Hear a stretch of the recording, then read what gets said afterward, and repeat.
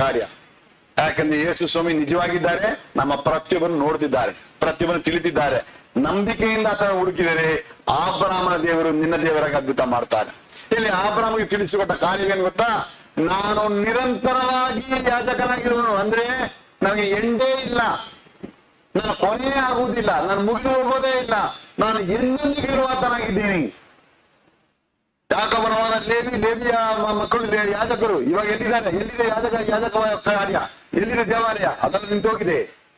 ಆದ್ರೆ ಯೂದ ಕುಲದಲ್ಲಿ ಹುಟ್ಟಿದ ಯೇಸು ಸ್ವಾಮಿಯ ಯಾಜಕ ವೃತ್ತಿ ಮುಗಿದೋಗುವುದೇ ಇಲ್ಲ, ಎಂದೆಂದಿಗೂ ಇವತ್ತಿಗೂ ನಮಗಾಗಿ ಜೀವಿಸ ದೇವರಾಗಿ ನಮಗಾಗಿ ಪ್ರಾರ್ಥಿಸುತ್ತಾನೆ. ಯಾಕಂದ್ರೆ ಆತ ನಿರಂತರವಾಗಿ ಯಾಜಕನಾಗಿದ್ದಾನೆ. ಆತ ನಮಗಾಗಿ ಪ್ರಾರ್ಥನೆ ಮಾಡುತ್ತಿರುವುದಂದ್ರೆ ನಾವು ಇನ್ನೂ ಅದರ ಮುಂದೆ ನಿಂತಿದ್ದೇವೆ, ಉಳಿದಿದ್ದೇವೆ, ಬದುಕಿದ್ದೇವೆ. ನಾನು ಹೇಗಿದ್ದೇನೋ ಹಾಗೆ ನೀವು ಆಗಿರ್ರಿ. ಅಬ್ರಹಾಮ ಆಶೀರ್ವಾದ ನನ್ನ ಹಾಗಿದ್ದೇನೆ ಆಗ್ಬೇಕು. ಅಬ್ರಹಾಮನ ಸತ್ತು ಹೋಗಿ 4,000 ವರ್ಷ ಇತ್ತಲ್ಲ ಸಮಾಧಿ. ಆದ್ರೆ ಇವತ್ತಿನ ತನಕ ಅಬ್ರಹಾಮನನ್ನು ಹೆಚ್ಚಳ ಪಡುವ ಅತಿ ದೊಡ್ಡ ಜನ ಈ ಭೂಮಿಯಲ್ಲಿದೆ, ಅತಿ ದೊಡ್ಡ ನಂಬಿಕೆ. ಕ್ರೈಸ್ತರಾಗಲಿ, ಯಹೂದ್ಯರಾಗಲಿ, ಮುಸ್ಲಿಮರಾಗಲಿ ಎಲ್ಲರೂ ಕೂಡ ಈ ಅಬ್ರಹಾಮ ಹೇಳ್ತಾರೆ. ಯಾಕಂದ್ರೆ ಅಬ್ರಹಾಮನು ದೇವರಿಂದ ಆಶೀರ್ವಾದ ಹೊಂದಿದನು, ಮೆಲ್ಕಿಜೆದೇಕನಾಗಿ ಬಂದು ಆತನನ್ನು ಆಶೀರ್ವದಿಸಿದನು. ಯಾಕೆಂದ್ರೆ ಈ ದೇವರು ನಿರಂತರವಾಗಿ ಅಂದ್ರೆ ನೆಲೆಗೊಂಡಕ್ಕ ಅಬ್ರಹಾಮನು ನಮ್ಮ ತಂದೆ ಅಂತ ಹೇಳ್ಕೊಳಕ್ಕೆ ಅನೇಕ ಸಂತತಿ ಭೂಮಿಯಲ್ಲಿದ್ದಾರೆ. ಯಾಕಂದ್ರೆ ನಿರಂತರವಾದ ದೇವರೇ ಅಬ್ರಹಾಮನ ಆಶೀರ್ವದಿಸಿದರು. ಇದನ್ನು ಯಾಕೆ ಸತ್ಯತೆ ಬರೆಸಿಕೊಟ್ಟಿದೆ? ಅಬ್ರಹಾಮನ ಆಶೀರ್ವಾದ ಅದೇ ದೇವರೇ ನನ್ನನ್ನು ಕರೆದಿದ್ದಾರೆ. ನಾನು ಇನ್ನು ಕೂಡ ಕರ್ತನ ಮುಂದೆ ನಿರಂತರವಾಗಿ ಅಂದ್ರೆ ನೆಲೆಗೊಂಡವರಾಗಿ ಪರ್ಮನೆಂಟ್ ಆಗಿ ಕಂಡು ಬರ್ಬೇಕು. ಎಷ್ಟೋ ಮಕ್ಕಳಿಗೆ ದೇವರ ಸನ್ನಿಧಿಯಲ್ಲಿ ಪರ್ಮನೆಂಟ್ ಆಗಿರಕ್ಕೆ ಆಗಲ್ವಲ್ಲ. 1 ವಾರ ಬಂದ್ರೆ 4 ತಿಂಗಳು ಬರಲ್ಲ. ಅನೇಕ ಸ್ಥಿತಿ ಆಗಲ್ವಾ? ಅವ್ರು ಎಲ್ಲಾ ಕಾಲದಲ್ಲಿ ಅವ್ರಿಗೆ ಸಮಸ್ಯೆನೇ. ಇವರು ಹೇಳುವ ಕಾರ್ಯವನ್ನು ದೇವರು ಅದಕ್ಕೆ ತಕ್ಕ ಮಾಡ್ಬಿಟ್ರೆ ನೀನ್ ಹೇಳ್ತಿಲ್ಲ, ಸರಿ ನಾನು ನೀವು ಏನ್ ಕಾಣಲ್ಲ, ಆದ್ರಿಂದ ಇವತ್ತೊಂದ್ ದಿವಸ ನಿಮ್ಗೆ ಉಸಿರು ಸ್ಟಾಪ್ ಮಾಡ್ಬಿಡ್ತೀನಿ ಅಂತ ಹೇಳ್ಬಿಟ್ಟು ಏನಾಗುತ್ತೆ? ನೀನು ಕಥೆ ಹೇಳ್ತೀಯಲ್ಲ, ನಿನ್ ಗತಿ ಏನಾಗುತ್ತೆ? ಸಮಾಜದಲ್ಲಿ ಇರ್ಬೇಕಾಗುತ್ತೆ ಅಲ್ವಾ? ನೀನು ಹೇಳುವ ಒಂದು ಕೇರ್ಲೆಸ್ ಆದ ಒಂದು ಸೀರಿಯಸ್ ಇಲ್ಲದ ಒಂದು ಆನ್ಸರ್ ಎಷ್ಟು ಮೂರ್ಖತನವಾದದ್ದು. ನಮ್ಮ ದೇವರು ನಿರಂತರವಾಗಿ ನೆಲೆಗೊಂಡವನಾಗಿರುವ ಹಾಗೆ ದೇವರ ಜನರು ಕೂಡ ನೆಲೆಗೊಂಡವರಾಗಿ ನಿರಂತರವಾಗಿ ಆತನ ಮುಂದಿರ್ಬೇಕು. ಅಬ್ರಹಾಮನ ಹಾಗೆ ನಾವಿರ್ಬೇಕು. ನಾವು ಸತ್ತು ಹೋದ್ರು ಕೂಡ ಈ ಲೋಕ ಹೇಳ್ಬೇಕು ಇಂಥವರು ಅಂತ, ಇವರ ಸಂತತಿ ಅಂತ ಹೇಳ್ಬೇಕು. ಯಾಕೆಂದ್ರೆ ಅಬ್ರಹಾಮನ ದೇವರು ನಿರಂತರವಾಗಿ ಯಾಜಕನಾಗಿರುವವನು, ಆತನಿಂದ ಆಶೀರ್ವಾದ ಹೊಂದಿದ ಹಾಗೆ ನಿರಂತರವಾಗಿ ಇರುವುದಕ್ಕೆ ಕರೆಯಲ್ಪಟ್ಟಿದ್ದಾರೆ. ವಿಶ್ವಾಸಿಯೇ, ನೀನು ಸ್ವಲ್ಪ ದಿವಸ ಇದ್ದು ಕಾಣದೆ ಹೋಗುವ ಒಂದು ವ್ಯಕ್ತಿಯಾಗಿರುವುದಕ್ಕೆ ಕರೆಯಲ್ಪಟ್ಟಿಲ್ಲ. ಈ ಲೋಕದ ಮನುಷ್ಯನ ಬದುಕಾನೆ ಸ್ವಲ್ಪ ದಿನ ಇದ್ದು ಇಲ್ಲದೆ ಹೋಗುವುದು. ಯೇಸು ಸ್ವಾಮಿ ಈ ಲೋಕದ ಮನುಷ್ಯನಾಗಿ ಬಂದ್ರಲ್ಲ, ಆದ್ರೆ ಯೇಸು ಸ್ವಾಮಿ ಮದುವೆ ಮಾಡಿಕೊಳ್ಳಲಿಲ್ಲ, ಮಕ್ಕಳನ್ನು ಎತ್ತುಕೊಳ್ಳಲಿಲ್ಲ. ಯೇಸು ಸ್ವಾಮಿ ಒಂದು ಬಯಾಲಜಿಕಲ್ ಆದ ಒಂದು ಸಂತತಿ ಭೂಮಿಯಲ್ಲಿ ಬಿಟ್ಟು ಹೋಗ್ಲಿಲ್ಲ ಯೇಸು ಸ್ವಾಮಿ ನೆನೆಸ್ಕೊಳಕ್ಕೆ. ಅದಕ್ಕೆ ಬದಲಾಗಿ ಯೇಸು ಸ್ವಾಮಿ 33 ವಯಸ್ಸಿನಲ್ಲಿ ಸತ್ತು ಹೋಗ್ತಾರೆ. ಆದ್ರೆ 3ನೇ ದಿವಸ ಜೀವಂತನಾಗಿ ಎದ್ದು ಬರ್ತಾರೆ. ತನ್ನ ಶರೀರವನ್ನು ತೆಗೆದು ದೇವಾಲಯವನ್ನು ಏರ್ಪಡಿಸಿಕೊಡ್ತಾರೆ, ದೇವರ ಮಕ್ಕಳನ್ನು ಸಿದ್ಧಪಡಿಸ್ತಾರೆ. ಆತನ ನಾಮದಲ್ಲಿ ನಂಬಿಕೆ ಇಡುವ ಎಲ್ಲರಿಗೂ ದೇವರ ಮಕ್ಕಳ ಅಧಿಕಾರ ಕೊಡ್ತಾರೆ. ಯಾರ್ಯಾರು ಯೇಸುವನ್ನು ಸ್ವೀಕರಿಸಿಕೊಂಡರೋ, ಅಂದರೆ ಯೇಸುವಿನ ಹೆಸರಿನಲ್ಲಿ ನಂಬಿಕೆ ಇಟ್ಟರೋ ಅವರಿಗೆ ದೇವರ ಮಕ್ಕಳಾಗುವ ಅಧಿಕಾರ, ದೇವರ ಮಕ್ಕಳಾಗುವ ಅಧಿಕಾರ ಹೀಗೆ ಕೊಟ್ಟು ಒಂದು ಆತ್ಮಿಕವಾದ ಒಂದು ಸಂತತಿಯನ್ನು ಏರ್ಪಡಿಸ್ತಾರೆ. ಆದ್ರಿಂದಲೇ ಇವತ್ತು ಭಾನುವಾರದಲ್ಲಿ ಲೋಕದೆಲ್ಲಕ್ಕೂ ಯೇಸು ಸ್ವಾಮಿಯನ್ನು ದೇವರನ್ನು ಹೇಳಿ ಅಡ್ಡ ಬಿಡಕ್ಕೆ ಅತಿ ದೊಡ್ಡ ಒಂದು ಸಂತತಿ. ಯೇಸು ಸ್ವಾಮಿ ಸ್ಟೋರಿ ಮುಗಿದೋಗೋದಿಲ್ಲ. ಯಾಕೆಂದ್ರೆ ಆತನು ನಿರಂತರವಾಗಿರುವ ಯಾಜಕನಾಗಿದ್ದಾರೆ. ಯಾಕೆಂದ್ರೆ ಆತನಿಂದ ಆಶೀರ್ವಾದದಿಂದ ಜನ ಅವರು ಕೂಡ ನೆಲೆಯಾಗಿ ನಿರಂತರವಾಗಿ ಇರುವುದಕ್ಕೆ ಕರೆದಿದ್ದಾರೆ. ಒಂದ್ ದಿವಸ ಇದ್ದು ಒಂದ್ ದಿವಸ ಇಲ್ಲದೆ ಹೋಗುವ, ಕಾಣಿಗೆ ಹೋಗುವ, ಅಡ್ರೆಸ್ ಇಲ್ಲದೆ ಹೋಗುವ ಅಂತ ಮಕ್ಕಳನ್ನು ದೇವರು ಆಶೀರ್ವಿಸೋದಕ್ಕಲ್ಲ. ಯಾಕೆಂದ್ರೆ ನಮ್ಮ ಸ್ವಾಮಿ ನಿನ್ನೆ ಇವತ್ತು ನಾಳೆ ಏಕ ರೀತಿ, ಚೇಂಜೇ ಆಗೋಲ್ಲ, ಬದಲಾವಣೆ ಇಲ್ಲ, ಎಲ್ಲಾ ಕಾಲದಲ್ಲಿ ಸ್ಥಿರವಾಗಿರುವ ಆಗಿದ್ದಾರೆ. ಅದರಿಂದ ಅದನ್ನು ಇಸ್ರಾಯೇಲ್ ಸದಮಲ ಸ್ವಾಮಿ ನಮ್ಮ ಬಂಡೆ ಎಂದು ಕರಿತೇವೆ. ಹೇಗೆ ಅದು ಮಳೆ ಬರುವುದರಿಂದಲೋ, ಚಳಿ ಬರುವುದರಿಂದಲೋ, ಬಿಸಿಲು ಹೊಡೆಯುವುದರಿಂದಲೋ, ಗಾಳಿ ಬಿಡುವುದರಿಂದಲೋ ಹೇಗೆ ಬಂಡೆ ಕದಲೋದಿಲ್ವೋ ಹಾಗೆ ದೇವರಿಂದ ಉದ್ಧಾರ ಪಡೆದ ಮಕ್ಕಳು ಕೂಡ ಹಾಗೆ ಅಬ್ರಹಾಮನ ಹಾಗೆ ನೆಲೆಗೊಂಡವರಾಗಿರುತ್ತಾರೆ. ಆದ್ರಿಂದ ಸೋಣಬಡಿಕೆಯಲ್ಲಿ ಈ ಉಪದೇಶವನ್ನು ಬರೆಸಿಕೊಟ್ಟಿದ್ದಾರೆ. ವಿಶ್ವಾಸಿಗಳಾದ ನಾವು ಆತನಲ್ಲಿ ನೆಲೆಗೊಂಡವರಾಗಬೇಕು ಅಬ್ರಹಾಮನಾಗೆ. ಆ ವಾಕ್ಯ ಹೋದ್ರಿ, ಯೋಹಾನ ಬರೆದ ಸುವಾರ್ತೆ 15ನೇ ಅಧ್ಯಾಯ 5ನೇ ವಚನ.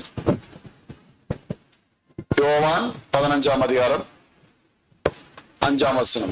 John 15th chapter 5th verse, page number 129. ನಾನೇ ದ್ರಾಕ್ಷೆ ಚೆಡಿ, நீங்கள் கொடிகள். ஒருவன் என்னிலும் நான் அவனிலும் நிலைத்திருந்தால் அவன் மிகுந்த கனிகளை கொடுப்பான். அவன் என்னிலும் நிலைத்திருந்தால் மிகுந்த கனிகளை கொடுப்பான். என்னை அல்லாமல் உங்களால் ஒன்றும் செய்யக்கூடாது. ಆಬ್ರಹಾಮನಾಗಿ ಎಲ್ಲಾ ಶತ್ರುಗಳನ್ನು ಸೋಲಿಸಿ ಜಯವುಳ್ಳ ಜೀವಿತ ಮಾಡೋಕೆ ಭಾಗ್ಯ ಪಡ್ಕೊಳ್ತಾನೆ. ಇದೇ ಆ ಮಿಲ್ಕಿ ಜಯಕನ ಆಶೀರ್ವಾದ.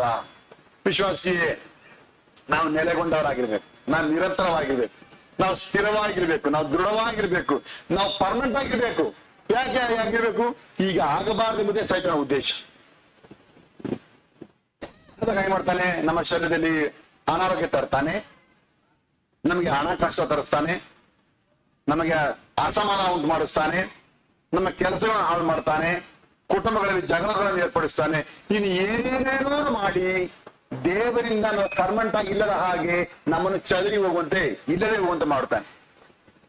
ಅದನ್ನು ಪೌಲ ಹೇಳ್ತಾನೆ, ಕ್ರಿಸ್ತನ ಪ್ರೀತಿಯಿಂದ ನಮ್ಮನ್ನು ಅಗಲಿಸುವುದು ಯಾವುದು? ಯಾರು? ಮರಣವೋ, ಗಂಡಾಂತರವೋ, ಖಡ್ಗವೋ, ಅನ್ನವಿಲ್ಲದಿರುವುದೋ, ವಸ್ತ್ರವಿಲ್ಲದಿರುವುದು, ಏನು ಇದು ಯಾವುದು ಕ್ರಿಸ್ತನಲ್ಲಿ ತೋರಿ ಬಂದ ದೇವರ ಪ್ರೀತಿಯಿಂದ ನಮ್ಮನ್ನೇನ್ ಮಾಡಲ್ಲ? ಅಗಲಿಸಲ್ಲ. ಅಂದ್ರೆ ನಾವು ಯಾವಾಗಲೂ ಕರ್ತನಲ್ಲಿ ಪರ್ಮನೆಂಟ್ ಆಗಿದ್ದೀವಿ. ಇದೇ ಆಭರಣ ಅನ್ನೋದಕ್ಕೆ ಇದನ್ನೇ ಪೌಲು ಕಲ್ಕೊಳ್ತಿದ್ದಾನೆ. ಯಾಕೆಂದ್ರೆ ಆಭರಣ ಆಶೆ ದೇವರು ನಿರಂತರವಾಗಿ ಯಾಜಕನಾಗಿರೋ, ನೆಲೆಗೊಂಡವನಾಗಿರೋ ದೇವರು, ನಿನ್ನೆ ಇಂದು ನಾಳೆ ಮಾರ್ಪಡದವನಾಗಿ ಹಂಗೆ ನಿರಂತರವಾಗಿರೋ ದೇವರು. ಆತನ ಆಶದ ಪ್ರಜನ ಯಾವುದು ಚೇಂಜ್ ಆಗೋದಿಲ್ಲ. ಯಾವ ಕಾರಣಕ್ಕೂ ಅವರನ್ನು ಮಣ್ಣಲ್ಲಿ ಸಮಾಧಿ ಮಾಡೋ ದಿನ ತನಕ ಅವ್ರು ಹಾಗೆ ದೇವರಿಗೆ ಸಾಕ್ಷಿ ನಿಂತ್ಕೊಳ್ತಾರೆ. ಇದನ್ನೇ ದೇವರ ಆಶೀರ್ವಾದ ಅಂತ ಹೇಳಿದ್ರು, ಇದನ್ನೇ ದೇವರ ಆಶೀರ್ವಾದ ಅಂತ ಹೇಳಿದ್ರೆ ಹಾಗಾದ್ರೆ ಎಲ್ಲ ಏರೋಪ್ಲೇನ್ ಬಂದ್ಬಿಡುತ್ತಾ, ಹೆಲಿಕಾಪ್ಟರ್ ಬಂದ್ಬಿಡುತ್ತಾ? ಇದನ್ನ ಆಶೀರ್ವಾದ. ಆಬ್ರಹಾಮನು ಅದನ್ನ ಮಾಡಿದ. ಆಬ್ರಹಾಮನು ಕೊನೆ ತನಕ ಗುಡಾರಗಳಲ್ಲಿ ವಾಸ ಮಾಡಿದ, ಟೆಂಟ್ಗಳಲ್ಲಿ ವಾಸ ಮಾಡಿದ. ಆದ್ರೆ ಅವನ ಆಶೀರ್ವಾದ ಹೊಂದಿದ ಜನ ಇವತ್ತು ಲೋಕ ಆಬ್ರಹಾಮ ನಮ್ಮವರು ಅಂತ ಯಾಕೆ ಹೇಳ್ತಾರೆ? ಇಸ್ರಾಯೇಲ್ ನನಗೆ ಬೇಕು ಅಂತ ಯಾಕೆ ಹೇಳ್ತಾರೆ ಎಲ್ಲರೂ ಕೂಡ? ಯಾಕಂದ್ರೆ ನಮ್ಮ ತಾತ, ನಮ್ಮ ಅಪ್ಪ ಅವ್ರಿಗೆ ನಡೆದ ಸಾಲು ಅಂತ ಮುಸ್ಲಿಂ ಗಲಾಟೆ ಮಾಡ್ತಾರೆ, ಅಲ್ಲಿ ಯಹೂದಿಗಳು ಗಲಾಟೆ ಮಾಡ್ತಾರೆ, ಅಲ್ಲಿ ಕ್ರೈಸ್ತರು ಗಲಾಟೆ ಮಾಡ್ತಾರೆ. ಯಾಕಂದ್ರೆ ಎಲ್ಲರಿಗೂ ಆಬ್ರಹಾಮ ನಮ್ಮವರು ಅಂತ. ಇದಾನೆ ಬದುಕು. ವಿಶ್ವಾಸಿಯೇ, ನಾವು ನೆಲೆಗೊಂಡವರಾಗಬೇಕು. ಯಾಕಂದ್ರೆ ನಮ್ಮನ್ನು ಆಶ್ರಯಿಸ ದೇವರು ನೆಲೆಗೊಂಡವನು, ನಿರಂತರವಾಗಿರುವ ಆತನು. ಆದ್ರಿಂದ ಅದಕ್ಕಾದ ಒಂದೇ ದಾರಿ, ಕ್ರೈಸ್ತರು ನೀನು ಮಾಡಬೇಕಾದ ಒಂದೇ ಕಾರ್ಯ, ಯೇಸುವೆ ದ್ರಾಕ್ಷೆ ಬಳ್ಳಿ. ಯೇಸು ಅಲ್ಲದೆ ಇನ್ನೊಂದು ದ್ರಾಕ್ಷೆ ಬಳ್ಳಿ ಇಲ್ಲ. ಇದು ಲೋಕದಲ್ಲಿ ಕ್ರೈಸ್ತರು ನೆಲೆಗೊಳ್ಳುವವರಿಗೆ ಇದು ಅರ್ಥ ಆಗ್ಲಿಲ್ಲ. ನೀವು ತಂದೆಯಲ್ಲಿ, ಮಗನಲ್ಲಿ, ಪವಿತ್ರಾತ್ಮನಲ್ಲಿ ಕೊಂಬೆಯಾಗಿರ್ತಾರೆ, ಯಾರಲ್ಲಿ ಇರ್ಬೇಕು ಅವ್ರಿಗೆ ಯಾರೂ ಇಲ್ಲ. ಆದ್ರೆ ವಾಕ್ಯ ಹೇಳ್ತದೆ, ಯೇಸುವಿನಲ್ಲಿಯೇ ಒಬ್ಬರು ಕೊಂಬೆ ಆಗಬೇಕು, ಯೇಸುವೇ ದ್ರಾಕ್ಷೆ ಬಳ್ಳಿ. ಅವ್ರು ನೆಲೆಗೊಳ್ಳಬೇಕು ತಂದೆ ಪವಿತ್ರಾತ್ಮನ ಅಥವಾ ಯೇಸುನ? ಇಲ್ಲಿ ವಾಕ್ಯ ಹೇಳ್ತದೆ, ಯೇಸು ಅವನಲ್ಲಿ ಇರ್ಬೇಕು, ಅವನು ಯೇಸುನಲ್ಲಿ ಇರ್ಬೇಕು. ಸೈತನ ತಂತ್ರ ಅವ್ರನ್ನ ಕನ್ಫ್ಯೂಸ್ ಮಾಡಿ ಯೇಸುಲ್ಲಿ ಇರ್ಬೇಕಾ, ತಂದೆಯಲ್ಲಿ ಇರ್ಬೇಕಾ, ಪವಿತ್ರಾತ್ಮ ಇರ್ಬೇಕಾ, ಏನೇನೋ ಇರ್ಬೇಕಂತ ಹೇಳಿ ಅವನು ಮೋಸ ಮಾಡಿದ್ದಾನೆ. ಅದ್ರ ವಾಕ್ಯ ಸ್ಪಷ್ಟವಾಗಿದೆ, ಯೇಸುವೇ ದ್ರಾಕ್ಷೆ ಬಳ್ಳಿ, ಕ್ರೈಸ್ತರು ಆತನ ಕೊಂಬೆಗಳು ಮಾತ್ರ. ಯೇಸು ಸ್ವಾಮಿಯಲ್ಲಿ ಸೇರಿಕೊಂಡ್ರೆ ಮಾತ್ರ ಭಾಗ್ಯ. ಇವತ್ತು ಯಾಕೆ ಲೋಕದಲ್ಲಿ ಎಷ್ಟು ಸಲ ಕೂಗಿ ಹೇಳೋಗಳು ಯಾಕೆ ಜನ ಅರ್ಥ ಆಗಲ್ಲ? ಯಾಕೆ ಅದು ಇಷ್ಟ ಆಗಲ್ಲ? ಯಾಕೆಂದ್ರೆ ಅವತ್ತು ಈ ಲೋಕದಲ್ಲಿ ತಾಯಿಯನ್ನು ಕರೆಸಲ್ಪಟ್ಟ ಅವಳಿಗೂ ಇಷ್ಟ ಆಗಲಿಲ್ಲ. ಪ್ರಸಂಗ ಮಾಡಿದ್ರು ಯಾರು? ದೇವರೇ ಬಂದು ಪ್ರಸಂಗ ಮಾಡಿದ್ರು. ಯಾರ ಹತ್ರ? ಅವಳ ಹತ್ರ. ದೇವರು ಪ್ರಸಂಗ ಮಾಡಿದ್ರು ಕೂಡ ಅವಳು ದೇವರ ಮಾತನ್ನು ಕೇಳಲಿಲ್ಲ. ಅವಳು ಹೋಗಿ ಸೈತಾನ ಮಾತನ್ನೇ ಕೇಳಿದಳು. அதுதான் ಇವತ್ತು ಸ್ಥಿತಿ. ಎಷ್ಟು ಈ ಸಭೆ ಕೂಗಿ ಹೇಳಿಕೊಂಡಾಗಲೂ ಕೂಡ ಅದು ಕಿವಿಗೆ ಹೋಗೋದಿಲ್ಲ, ಅದು ಮನಸ್ಸಿಗೆ ಹೋಗೋದೇ ಇಲ್ಲ, ಅವ್ರಿಗೆ ಇಷ್ಟನೇ ಆಗೋದಿಲ್ಲ. ಅವರನ್ನು ಹಗೆ ಮಾಡ್ತಾರೆ. ಯಾಕಂದ್ರೆ ಹಾಗೆ ಮಾಡಿದ ಅವಳ ಗತಿಯೇ ಬೇರೆ ಜನರ ಗತಿ. ಇದನ್ನು ಪ್ರೀತಿಸುವವರಿಗೆ ಮಾತ್ರ ಭಾಗ್ಯ. ಹಾಗಾಗಿ ನಾವು ಬಹಳ ಫಲ ಕೊಡುವುದಕ್ಕೆ ಒಂದೇ ದಾರಿ, ನಾವು ಯೇಸುವಿನಲ್ಲಿಯೂ ಯೇಸು ನಮ್ಮಲ್ಲಿಯೂ ನೆಲೆಗೊಂಡಿರಬೇಕು. ಈ ನೆಲೆಗೊಂಡಿರೋ ಬಾಳನ್ನು ಮಾಡಿದರೆ ನಾವು ಆಬ್ರಹಾಮನ ಪಡೆದ ಮಿಲ್ಕಿಜೆಲ ಆಶೀರ್ವಾದ ನಾವು ಕೂಡ ಹೊಂದಿಕೊಂಡಿದ್ದೇವೆ ಅಂತ ಅರ್ಥ. ಹಾಗಾಗಿ ಆಬ್ರಹಾಮನ ದೇವರು ನಮ್ಮ ದೇವರು. ಆಬ್ರಹಾಮನನ್ನು ಯಾರೆಲ್ಲ ಯೇಸು ಸ್ವಾಮಿ ನಂಬುತ್ತಾರೋ ಅವರೆಲ್ಲ ಆಬ್ರಹಾಮನ ಮಕ್ಕಳು ಅಂತ ಹೇಳ್ತಾರೆ. ಹಾಗಾದ್ರೆ ಯೇಸು ಸ್ವಾಮಿ ನಂಬಿದ್ದು ನಿಜ. ಹಾಗಾದ್ರೆ ಆಬ್ರಹಾಮನ ಮಕ್ಕಳನ್ನ ಆಗಬೇಕು. ಆಬ್ರಹಾಮನ ಸಿಕ್ಕಿದೇನು? ನಿರಂತರವಾದ ಯಾಜಕನಾಗಿರುವ ದೇವರಿಂದ ಆಶೀರ್ವಾದ. ಹಾಗಾದ್ರೆ ನಾನು ಕೂಡ ಆಬ್ರಹಾಮ ಸೇರ್ಬೇಕಾದ್ರೆ ಇದು ನನ್ನ ಬಾಳಲ್ಲಿ ಆಗ್ಬೇಕು. ಹೇಗೆ? ಯೇಸು ಸ್ವಾಮಿ ದ್ರಾಕ್ಷ ಬಳ್ಳಿ, ನಾವು ಅದರ ಕೊಂಬೆ. ಯೇಸು ಸ್ವಾಮಿ ನನ್ನಲ್ಲಿಯೂ ನಾನು ಯೇಸು ಸ್ವಾಮಿಯಲ್ಲೂ ಪರ್ಮನೆಂಟ್ ಆಗಿದ್ರೆ ನಾನು ಬಹಳ ಫಲ ಕೊಡ್ತೇನೆ. ಈಗ ಮಾಡುವಾಗ ನಾನು ಯೇಸು ಸ್ವಾಮಿಗೆ ಎಲ್ಲವಾಗಿ ಸಾಧನೆ ಮಾಡ್ತೇನೆ. ಇದಿಲ್ಲ ಅಂತ ಹೇಳಿದ್ರೆ ನೀವು ನನ್ನನ್ನು ಬಿಟ್ಟು ಏನು ಮಾಡಲಾರಿರಿ. ಪಾಠ ಯೇಸು ಸ್ವಾಮಿ ಬಿಟ್ಟು ಅವ್ರಿಗೆ ಮಾಡಕ್ಕೆ ಏನೂ ಇಲ್ಲ. ಸುಳ್ಳಾಗಿ ಏನೇ ಹೇಳ್ಕೊಳ್ತಾರೆ, ಆದ್ರೆ ನಾಚಿಕೆ ಇಲ್ಲದೆ ಯೇಸು ಸ್ವಾಮಿ ಪ್ರಸಂಗ ಮಾಡ್ತಾರೆ, ಯೇಸು ಸ್ವಾಮಿ ಹಾಡು ಮಾಡ್ತಾರೆ, ಯೇಸು ಸ್ವಾಮಿ ಹೆಸರು ಪ್ರಾರ್ಥನೆ ಮಾಡ್ತಾರೆ, ಯೇಸು ಸ್ವಾಮಿ ಎಲ್ಲ ಮಾಡ್ತಾರೆ. ಮತ್ತೆ ಏನಕ್ಕೆ ಮೂರ ತಿಳ್ಕೊಳ್ತೀರಾ? ಒಂದು ತೀರ್ಮಾನ ಇರ್ಬೇಕಲ್ವಾ? ಇವಾಗ ನಮಗೆ ಅವ್ರನ್ನ ವಿರೋಧಿಸುವ ವಿಷಯ ಅಲ್ಲ. ನಿಜವಾಗಿರ್ರಿ, ನೀವು ಒಂದಂದ್ರೆ ಯೇಸು ಸ್ವಾಮಿ ತಿಳಿಯುವ, ಮೂರ್ ಅಂತ ಹೇಳಿದ್ರೆ ಯೇಸು ಬಿಟ್ಬಿಟ್ಟು ಎಲ್ಲ ಹೋಗಿ ತೊಲಗಿರಿ. ಈ ಬೈಬಲ್ ಬಿಟ್ಬಿಡ್ರಿ. ಈ ಬೈಬಲ್ ತ್ರೈಕವಾಗಿ ಬರೆಸಲ್ಪಟ್ಟ ಪುಸ್ತಕ ಅಲ್ಲ. ಈ ಬೈಬಲ್ ಅಲ್ಲಿ ತ್ರೈಕದ ಒಂದು ಸಭೆಯೂ ಇಲ್ಲ. ಈ ಬೈಬಲ್ ಅಲ್ಲಿ ತ್ರೈಕದಾಗ ಒಂದು ಅಪವಾಸರು ಇಲ್ಲ, ಅಂತ ಸಭೆಯೇ ಇಲ್ಲ. ನೀವು ಯಾವ್ದೋ ಬೇರೆ ಯಾವ ಪುಸ್ತಕ ಓದ್ಕೊಂಡು, ಯಾವ್ದು ಭಗವದ್ಗೀತೆ ಪುರಾಣ ಯಾವ್ದು ಓದ್ಕೊಂಡು ಹಾಳಾಗಿ ಹೋಗ್ರಿ. ಯಾಕೆ ಈ ಬೈಬಲ್ ಹಾಳು ಮಾಡಕ್ ಬರ್ತೀರಾ? ಇದು ಯೇಸು ಸ್ವಾಮಿ ನಂಬಿಕೆ. ಅಬ್ರಹಾಮನ ದೇವರು ಯೇಸು ಹೇಳ್ತಾರೆ, ನಾನೇ ದ್ರಾಕ್ಷಿ ಬಳ್ಳಿ, ನೀವೇ ನಮ್ಮ ಕೊಂಬುಗಳು. ಒಬ್ಬನು ನನ್ನಲ್ಲಿಯೂ ನಾನು ಅವನಲ್ಲಿಯೂ ನೆಲೆಗೊಂಡಿದ್ರೆ ಅವನು ಬಹಳ ಫಲ ಕೊಡ್ತಾನೆ.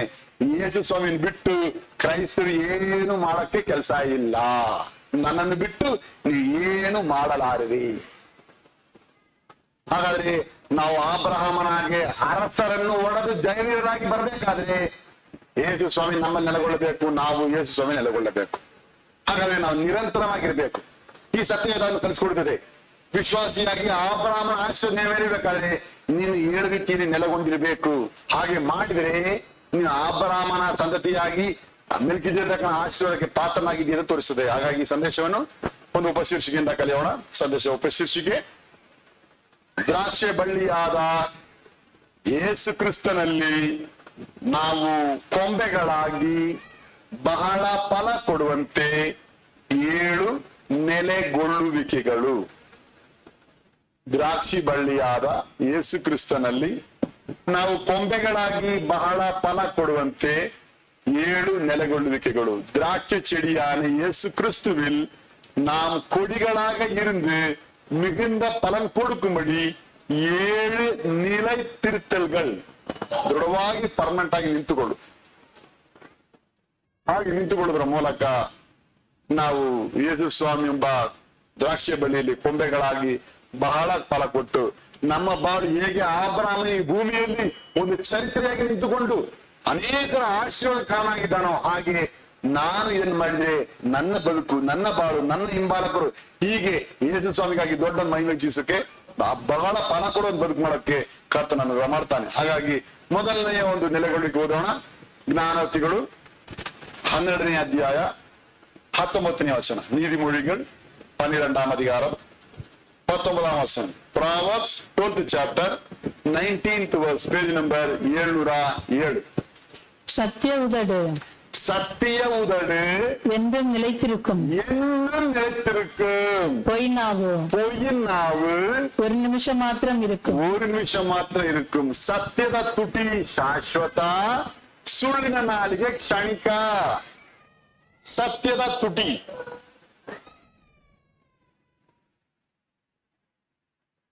ಸತ್ಯವನ್ನು ಆಡುವ ಒಂದು ಬಾಳು, ಸತ್ಯವನ್ನು ಮಾತಾಡಬೇಕು, ಸತ್ಯವನ್ನು ಕೇಳಬೇಕು, ಸತ್ಯವನ್ನು ನಂಬಬೇಕು, ಸತ್ಯವನ್ನು ಪ್ರೀತಿಸಬೇಕು.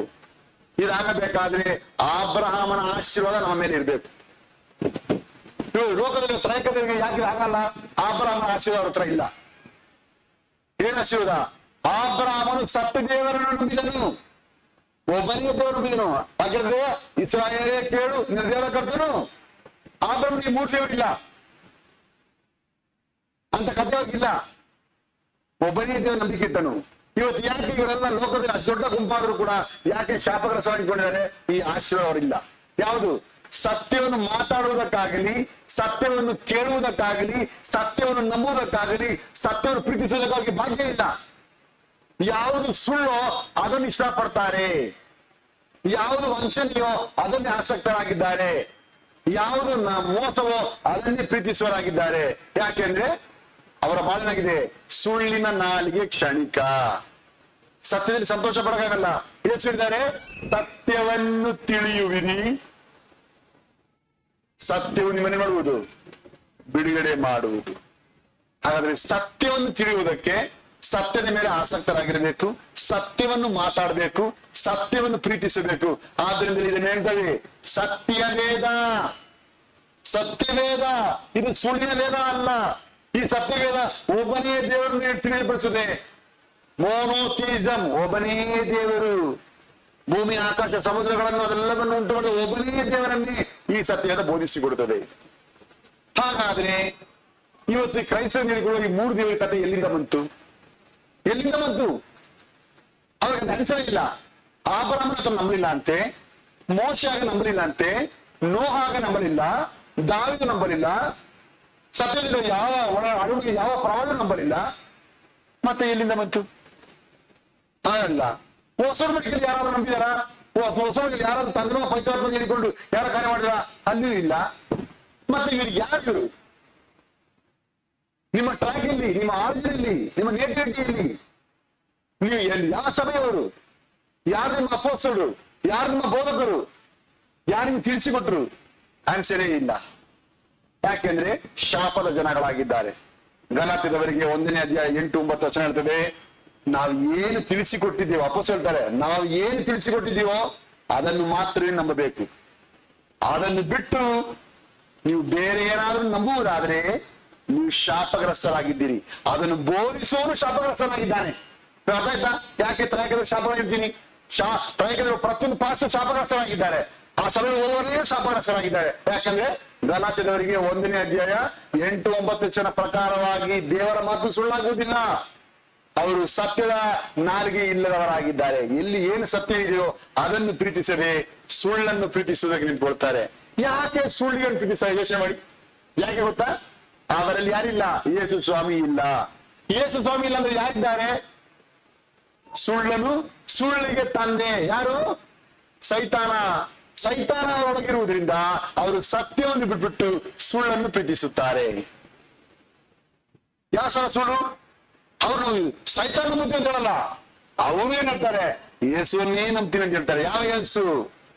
2 ಕೊರಿಂಥ 11ನೇ ಅಧ್ಯಾಯ 3-4ನೇ ವಚನದಲ್ಲಿ ಹೇಳಲ್ಪಟ್ಟ ಸುಳ್ಳಾದ ಯೇಸು. ಯಾವ ಸುಳ್ಳಾದ ಯೇಸು? ಅಪೊಸ್ತಲರು ಪ್ರಸಂಗ ಮಾಡದ್ದು, ಆದಿ ಸಭೆಯವರು ಕೇಳದ್ದು, ಅವರು ತಿಳಿದೇ ಒಂದು ಸುವಾರ್ತೆ, ಅವರು ಒಂದನೇ ಒಂದು ಆತ್ಮ ಪ್ರೇರಣೆಯನ್ನು ಈ ಲೋಕ ಕಾಣುತ್ತದೆ.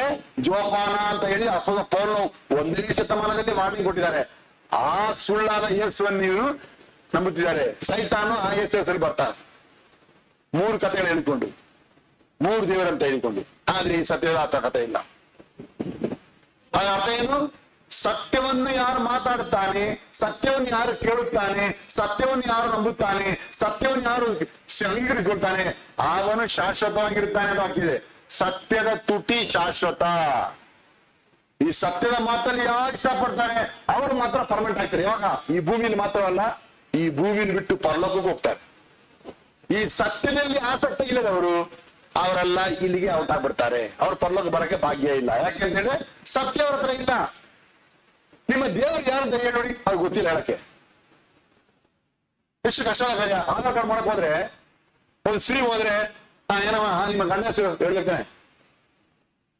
ಗಂಡ ಹೆಸರು, ಅಯ್ಯೋ ಗಂಡ ಹೆಸರು ನಾ ಹೆಂಗೆ ಹೇಳಿ? ಮತ್ತೆ ಗಂಡ ಹೇಳ್ಬೇಕಮ್ಮ, ಹೆಂಡತಿ ಆದ್ರೆ ವೈಫ್ ಆಫ್ ಅಂತ ಬರ್ಸ್ಬೇಕು. ಇಲ್ಲ ಇಲ್ಲ ಅದೆಲ್ಲ ಹೇಳಕ್ಕಾಗಲ್ಲ. ಅವರಿಗೆ 2 ಕಡೆ ಕಿವಿ ಇದೆ, ಸೆಂಟ್ರಲ್ ಮೂಗಿದೆ, 2 ಕಣ್ಣಿದೆ, ಹಿಂಗೆಲ್ಲ ಹೇಳ್ತಾ ಇದ್ರೆ ಏನವ್ರ ಹೆಸರು ಅದು ಗೊತ್ತಿಲ್ಲ ಅಂದ್ರೆ, ನೀನು ಗಂಡನ ಹೆಸರು ಹೇಳಕ್ಕೆ ನಿಮ್ಗೆ ಗೊತ್ತಿಲ್ಲ ಅಂದ್ರೆ ಅವ್ರು ಕನ್ಫರ್ಮ್ ಆಗ್ಬಿಡ್ತಾರೆ, ಈಕೆ ಗಂಡ, ಈತನ ಗಂಡ ಅಲ್ಲ, ಈಕೆ ಅದು ಬೇರೆ ಯಾವ್ದೋ ಕೇಸು ಅಲ್ಲ. ಗಂಡನ ಹೆಸರು ಹೇಳಕ್ ಗೊತ್ತಿಲ್ಲ ಅಂದ್ರೆ ಅದೇ ಕತೆ. ತ್ರೈಕರವರ ಸಮಸ್ಯೆ ಅದೇನೆ. ನಿಮ್ಮ ದೇವರು ಯಾರು ಹೇಳಕ್ ಗೊತ್ತಿಲ್ಲ. ಯೇಸು ದೇವರ ಅದಕ್ಕೂ ಹೂ ಇಲ್ಲ. ಪವಿತ್ರಾತ್ಮ ದೇವರ ಅದು ಹೇಳಕ್ ಗೊತ್ತಿಲ್ಲ. ತಂಗಿನ ದೇವರ ಹೇಳಕ್ ಗೊತ್ತಿಲ್ಲ. ಯಾಕೆ? ಅವ್ರು ಈ ಸತ್ಯಕ್ಕೆ ಸಂಬಂಧಪಟ್ಟವರಲ್ಲ, ಸತ್ಯದ ತುಟಿಲಿರುವವರಲ್ಲ. ಅವರು ಸುಳ್ಳನ್ನು ಪ್ರೀತಿಸುವ ಜನ. ಆದ್ರಿಂದ ಅವರ ಅಪೋಸ್ತಲರಿಂದ ನೇಮಕವಾದವರಲ್ಲ. ವಿಶ್ವಾಸಿಗೆ ಸಭೆ ಬರ್ತಾರೆ. 12 ಮಂದಿ ಅಪೋಸ್ತಲರಿಂದ ಅವರೆಲ್ಲ ದೀಕ್ಷಾ ಮಾಡಲ್ಪಟ್ಟು ಅವರೆಲ್ಲ ಸಭೆಗೆ ಸೇರ್ಕೊಳ್ತಾರೆ. ಈ 12 ಮಂದಿ ಒಬ್ಬರು ಕೂಡ ತಂದೆ ಮಾ ಪವಿತ್ರಾತ್ಮದಲ್ಲಿ ದೀಕ್ಷಾ ಮಾಡಲ್ಲ. ಅಂತವ್ರು ಯಾರು ಸಭೆಗೆ ಸೇರ್ಕೊಂಡೇ ಇಲ್ಲ. ಹಾಗಾಗಿ ಇವರು ಎಲ್ಲಿಂದ ಬಂದಿದ್ದಾರೆ? ಈ ಸತ್ಯದಲ್ಲಿ ಕಳ್ಳತನದಿಂದ ಒಳಗೆ ಸೇರಿಸಲ್ಪಟ್ಟಿದ್ದಾರೆ. ಸುಳ್ಳನ್ನು ಪ್ರೀತಿಸುವ ಜನ.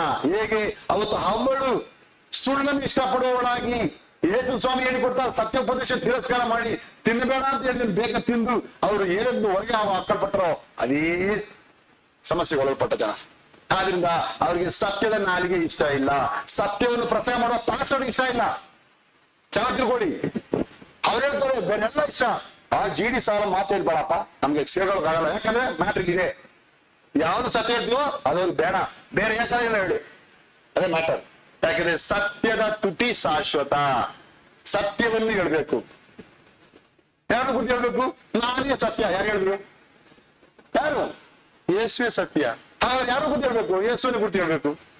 ಅವ್ರು ಹೇಳಕ್ಕಾಗತ್ತಾ? ನಾನೇ ಸತ್ಯ ಅಂತ ಹೇಳ್ಕೊಂಡು ಯೇಸುವಿನ ಬಿಟ್ಟು ಬೇರೆ ಹೇಳಕ್ಕೆ ದಾರಿ ಇದೆಯಾ? ಇಲ್ಲ. ಒಂದು ಸುಳ್ಳನ್ನು ನಂಬುವವರಾಗಿ ಹೋಗ್ತಾರೆ. ಯಾಕಂದ್ರೆ ಯೇಸು ಸ್ವಾಮಿಯಲ್ಲಿ ನೆಲೆಗೊಳ್ಳದೇ ಇರುವುದರಿಂದ, ಸುಳ್ಳಿಗೆ ತಂದೆಯಾದ ಸೈತಾನ್ನಲ್ಲಿ ನಂಬಿಕೆ ಇರುವುದರಿಂದ ಅವರು ಶಾಶ್ವತ ಮೋಸ ಮಾಡಿಕೊಳ್ಳುತ್ತಾರೆ. ಆದ್ರಿಂದ ಯಾವಾಗಲೂ ತಪ್ಪಿಸಿಕೊಳ್ಳಕ್ ನೋಡ್ತಾರೆ. ನಾನು ಇಲ್ಲೊಂದು ಫಂಕ್ಷನ್ ಹೋದಾಗ ನಾನು ಎಲ್ಲಿರ್ತೀನೋ 1 ಕಿಲೋಮೀಟರ್ ದೂರ ನಿಂತ್ಕೊಳ್ತಾರೆ. ಭಯ, ಮಾತಾಡಕ್ಕೆ ಭಯ, ಹೋಗಿ ಬಸ್ಕೊಳ್ತಾರೆ. ಯಾಕೆ? ಸಮಸ್ಯೆ ಇರೋದು. ಮಾತಾಡಕ್ಕಾಗಲ್ಲ, ನಿಂತ್ಕೊಳಕ, ಮುಖ ನೋಡಕ್ಕಾಗಲ್ಲ, ಕದ್ದು ಮುಚ್ಚಿ ಹಂಗೆ ಓಡಿ ಹಚ್ಚಿಕೊಳ್ಳುತ್ತಾರೆ. ಯಾಕಂದ್ರೆ ಸೈತಾನ ಒಳಗೆ ಬಂದ್ಬಿಟ್ರೆ ಅದು ಹಂಗೆ. ಯೇಸು ಸ್ವಾಮಿ ಮಕ್ಕಳ ಜೊತೆ ಸೈತಾನ ನಿಂತ್ಕೊಳಕ್ ಆಗೋದಿಲ್ಲ. ಎಷ್ಟು ದೊಡ್ಡ ಬೇರೆನೇ ಕಾರ್ಯ ನೋಡಿ. ಯಾಕೆಂದ್ರೆ ಸುಳ್ಳಿನ ನಾಲಿಗೆ ಕ್ಷಣಿಕ, ಅದು ಪರ್ಮನೆಂಟ್ ಅಲ್ಲ. ಪರ್ಮನೆಂಟ್ ಅಲ್ಲ ಅಂದ್ರೆ ಯಾರಲ್ಲ? ಅವರು ಆಭರಣ ಮಕ್ಕಳಲ್ಲ. ಆಭರಣ ಆಶ್ರಯ ಯಾರು? ಮಿಲ್ಕಿದ್ರೆ ಯಾರು? ನಿರಂತರವಾಗಿರುವಂತದ್ದು. ಹಾಗಾದ್ರೆ ಮಿಲ್ಕಿದ್ರೆ ಆಶ್ರಯ ಪಡೋದು ಅವರು ಪರ್ಮನೆಂಟ್ ಆಗಿರ್ತಾರೆ, ನೆಲೆಗೊಂಡವರಾಗಿರ್ತಾರೆ. ಅವ್ರು ಕ್ಷಣಿಕವಾಗಿರೋದಿಲ್ಲ. ಕ್ಷಣಿಕವಾಗಬೇಕಾದ್ರೆ ಅವ್ರು ಸುಳ್ಳಿಗೆ ಸೇರಿರ್ಬೇಕು, ಅಂದ್ರೆ ಸೈತಾನ ಮಕ್ಕಳಾಗಿರ್ಬೇಕು. ಸತ್ಯವನ್ನು ಪ್ರೀತಿಸುವವರೋ, ಸತ್ಯವನ್ನು ಕೇಳುವವರೋ, ಸತ್ಯವನ್ನು ಕಲಿಯುವವರೋ, ಸತ್ಯವನ್ನು ನಂಬುವವರೋ ಅವರು ಶಾಶ್ವತವಾಗಿರುವುದಕ್ಕೆ ಭಾಗ್ಯ ಮಾಡಿಕೊಂಡಿದ್ದಾರೆ. ಹಾಗಾದ್ರೆ ವಿಶ್ವಾಸಿಯೇ, ಅಬ್ರಾಮನಿಂದ ಮಕ್ಕಳು ಕರೆಸಲ್ಪಡಬೇಕಾದ್ರೆ ಅವರು ಈ ಸತ್ಯವೇದವನ್ನು ನಂಬುತ್ತಾರೆ, ಈ ಸತ್ಯವೇದ ಮಾತುಗಳು ನಂಬುತ್ತಾರೆ, ಈ ಸತ್ಯವೇದ ಸುವಾರ್ತೆ ನಂಬುತ್ತಾರೆ, ಈ ಸತ್ಯದ ಹೇಳಲ್ಪಟ್ಟ ದೇವರು ನಂಬುತ್ತಾರೆ, ಈ ಸತ್ಯದಿಂದ ಅಂಗೀಕರಿಸಲ್ಪಟ್ಟ 12 ಮಂದಿ ಅಪೊಸ್ತಲರು ನಂಬುತ್ತಾರೆ, ಅವರ ನೇತೃತ್ವ ಉಂಟಾದ ಸಭೆ ನಂಬುತ್ತಾರೆ, ಅವರು ಬರೆಸಿಕೊಟ್ಟ ಈ ಪತ್ರಿಕೆಗಳನ್ನು ನಂಬುತ್ತಾರೆ. ಬೇರೆ ಮಾತೇ ಇಲ್ಲ. ಅವರಿಗೆ ಒಂದೇ ಮಾತು, ಬೈಬಲ್ ಹೇಳಿದೆ ಅದಕ್ಕೆಲ್ಲ ಮಾಡ್ತೀವಿ ಅಷ್ಟೇ, ಬೇರೆ ಮಾತೇ ಇಲ್ಲ.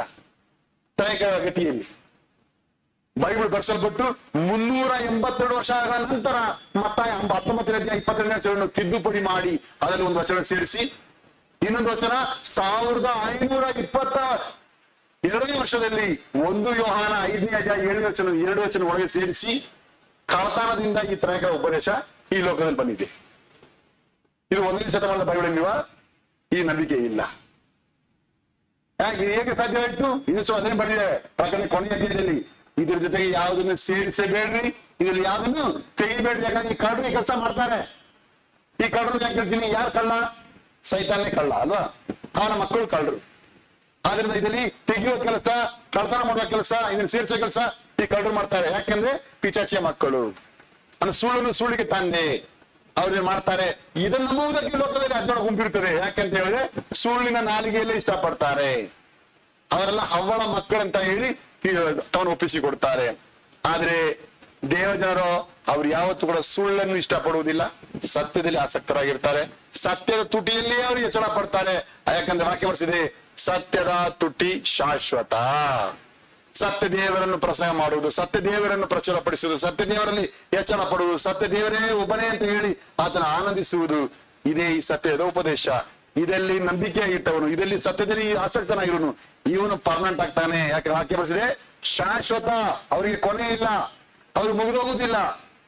ಅವ್ರು ಭೂಮಿಯಲ್ಲಿ ಇದ್ದಾಗಲೂ ಸರಿ, ಈ ಭೂಮಿಯಲ್ಲಿ ಬಿಟ್ಟಾಗಲೂ ಸರಿ, ಪರಲೋಕದಲ್ಲಿ ಎಂದಿನ ನಿತ್ಯ ಆಗಿರ್ತಾರೆ. ಯಾಕಂದ್ರೆ ಬರ್ಸಿದೆ, ಸತ್ಯದ ತುಟಿ ಶಾಶ್ವತ. ಯಾಕೆಂದ್ರೆ ಅವ್ರು ಯಾವತ್ತೂ ಕೂಡ ಸುಳ್ಳಿಗೆ ತಂದೆಯಾಗಿರೋ ಸೈತಾನ ಉಪದೇಶ ಅಂಗೀಕರಿಸಿಕೊಳ್ಳೋದಿಲ್ಲ. ತಗೊಳ್ಳಿದ್ದಾರೆ.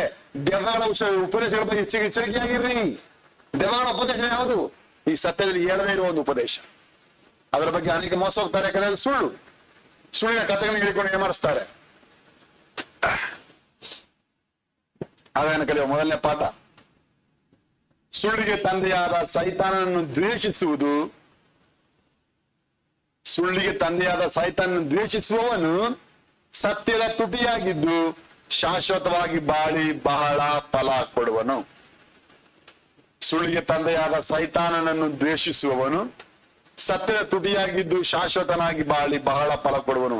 பொய்க்கு பிதாவான பிசாசை வெறுக்கிறவன் சத்திய உதடுகளாக இருந்து நிலைத்திருந்து மிகுந்த பலன் கொடுப்பான், மிகுந்த கனிகளை கொடுப்பான். ವಿಶ್ವಾಸಿಯೇ, ನಮ್ಮ ಬಾಳು ಫಲಭರಿತವಾಗುವುದು ಒಂದೇ ದಾರಿ, ಸತ್ಯವನ್ನು ಪ್ರೀತಿಸುವುದರಿಂದ, ಸತ್ಯದಲ್ಲಿ ಆಸಕ್ತರಾಗಿರುವುದರಿಂದ. ಏನೇ ಸತ್ಯ?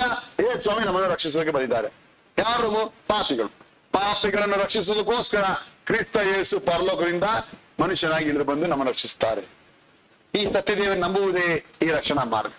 ಯೇಸು ಸ್ವಾಮಿಯನ್ನು ಬಿಟ್ಟು ಬೇರೆ ಇನ್ನೊಂದು ನಂಬಿಕೆಗೆ ಹೋಗುವುದು ಅದು ಸುಳ್ಳಾದ ಒಂದು ಕಾರ್ಯ. ಯಾಕಂದ್ರೆ ಯೇಸುವೇ ಮಾರ್ಗ. ಯೇಸು ಅಲ್ಲದೆ ಇನ್ನೊಂದಿಲ್ಲ. ಯೇಸು ಅಂತ ನಾನೇ ದ್ರಾಕ್ಷ ಬಳ್ಳಿ, ನನ್ನಲ್ಲಿ ಇರ್ಬೇಕು ನೀವು, ನಾನ್ ನಿಮ್ಮಲ್ಲಿ ಇರ್ಬೇಕು. ಇದನ್ನ ಬಿಟ್ಟು ಬೇರೆ ಏನೋ ಮಾಡ್ತೀನಿ ಅಂತ ಹೇಳಿದ್ರೆ ಅದು ಸುಳ್ಳಾದ ನಂಬಿಕೆ.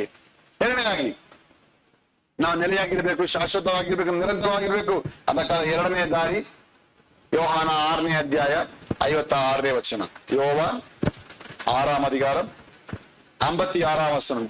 John 6th chapter 56th verse, page number 116. என் மாம்சத்தை புசித்து என் இரத்தத்தை பானம் பண்ணுகிறவன் என்னில் நிலைத்திருக்கிறான், நானும் அவனிலே நிலைத்திருக்கிறேன். என்னில் நிலைத்திருக்கிறான், நானும் ಅವನಿல் ನಿಲ್ಲಿಸಿರುತ್ತೇನೆ. ನನ್ನ ಮಾಂಸವನ್ನು ತಿಂದು ನನ್ನ ರಕ್ತವನ್ನು ಕುಡಿಯುವವನು ನನ್ನಲ್ಲಿ ಇರುತ್ತಾನೆ, ನೆಲೆಗೊಂಡಿದ್ದಾನೆ. ನಾನು ಅವನಲ್ಲಿ ಇರುತ್ತೇನೆ ಅಂದ್ರೆ ನೆಲೆಗೊಂಡಿದ್ದೇನೆ. ಎರಡನೇದಾಗಿ ದೇವರ ಮಕ್ಕಳು ಪರ್ಮನೆಂಟ್ ಆಗುವ ದಾರಿ ಇಲ್ಲಿ ಬರ್ಸಲ್ಪಟ್ಟಿದೆ. ಎಲ್ಲಿದೆ? ಯೇಸುವಿನ ಮಾಂಸವನ್ನು ತಿಂದು ಯೇಸುವಿನ ರಕ್ತವನ್ನು ಕುಡಿಯುವವನಿಗೆ ಈ ಭಾಗ್ಯ ಸಿಗುತ್ತದೆ. ಇದು ಯಾರಿಗೆ ಸಾಧ್ಯ? ನಾನು ಯೇಸು ಸ್ವಾಮಿ ನಂಬಿದ್ದೀನಿ ಅಂತ ಹೇಳಿದ್ರೆ ಅವ್ರು ಏನ್ ಮಾಡ್ಬೇಕು? ಯೇಸು ಸ್ವಾಮಿ ನಂಬುವವನು ದೀಕ್ಷಾ ಸ್ನಾನ ಮಾಡಿಕೊಳ್ಳಬೇಕು. ಅನೇಕ ಸಭೆ ಬರ್ತಾರೆ, ಅವ್ರು ದೀಕ್ಷಾ ಸ್ನಾನ ಮಾಡ್ಕೊಳ್ಳಲ್ಲ. ಯಾಕೆ? ಅವ್ರು ಯೇಸು ಸ್ವಾಮಿ ನಂಬಿಲ್ಲ. ಅವ್ರಿಗೆ ದೀಕ್ಷಾ ಸ್ನಾನ ಹುಡುಗರಿಗೆ ಅಮ್ಮ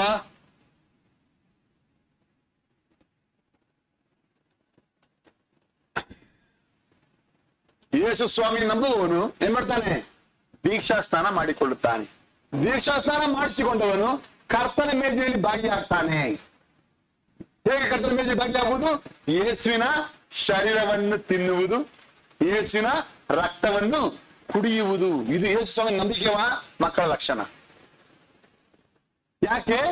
ನೆಲೆಗೊಳ್ಳುವುದಕ್ಕಾದ ಒಂದು ದಾರಿ. ಏನು ನೆಲೆಗೊಳ್ಳುವುದು? ಈ ಭೂಮಿಯಲ್ಲಿ ಯಾವ ಆಹಾರವಾಗಲಿ ಮನುಷ್ಯನಿಗೆ ಅದು ವಿಷವಾಗುತ್ತದೆ, ಮನುಷ್ಯನಿಗೆ ಕೇಡನ್ನು ತರುತ್ತದೆ. ಯಾವ್ದು ಅವನನ್ನು ಆರೋಗ್ಯವಂತನಾಗಿ ಮಾಡೋದಿಲ್ಲ. ಯಾಕಂದ್ರೆ ಎಲ್ಲಾ ಕೆಮಿಕಲ್, ಎಲ್ಲಾ ಪಾಯ್ಸನ್, ಎಲ್ಲಾ ಸಮಸ್ಯೆಗಳೇ. ಆದ್ರೆ ಒಂದೇ ಒಂದು ಆಹಾರವಿದೆ, ಅದೇ ಪರಲೋಕದಿಂದ ಇಳಿದು ಬಂದ ಆಹಾರ. ಹೇಳ್ತಾನೆ ಯೇಸು ಹೇಳ್ತಾರೆ, ನಾನೇ ಪರಲೋಕದಿಂದ ಇಳಿದು ಬಂದ ಜೀವದ ರೊಟ್ಟಿ, ನನ್ನನ್ನು ತಿನ್ನುವವನು ಸತ್ತರು ಬದುಕ್ತಾನೆ. ಹಾಗಾದ್ರೆ ಯೇಸು ಸ್ವಾಮಿಯೇ ನಮ್ಮ ಆಹಾರವಾಗಬೇಕು. ಅದಕ್ಕೆ ಸಭೆಯಲ್ಲಿ ಒಂದು ಏರ್ಪಾಡಿದೆ. ಭಾನುವಾರದಲ್ಲಿ ದೇವರ ಮಕ್ಕಳು ಸೇರಿಕೊಳ್ಳಬೇಕು, ಕರ್ತನ ಮೇಜೆಂಬ ಆಚರಣೆ ಮಾಡಬೇಕು.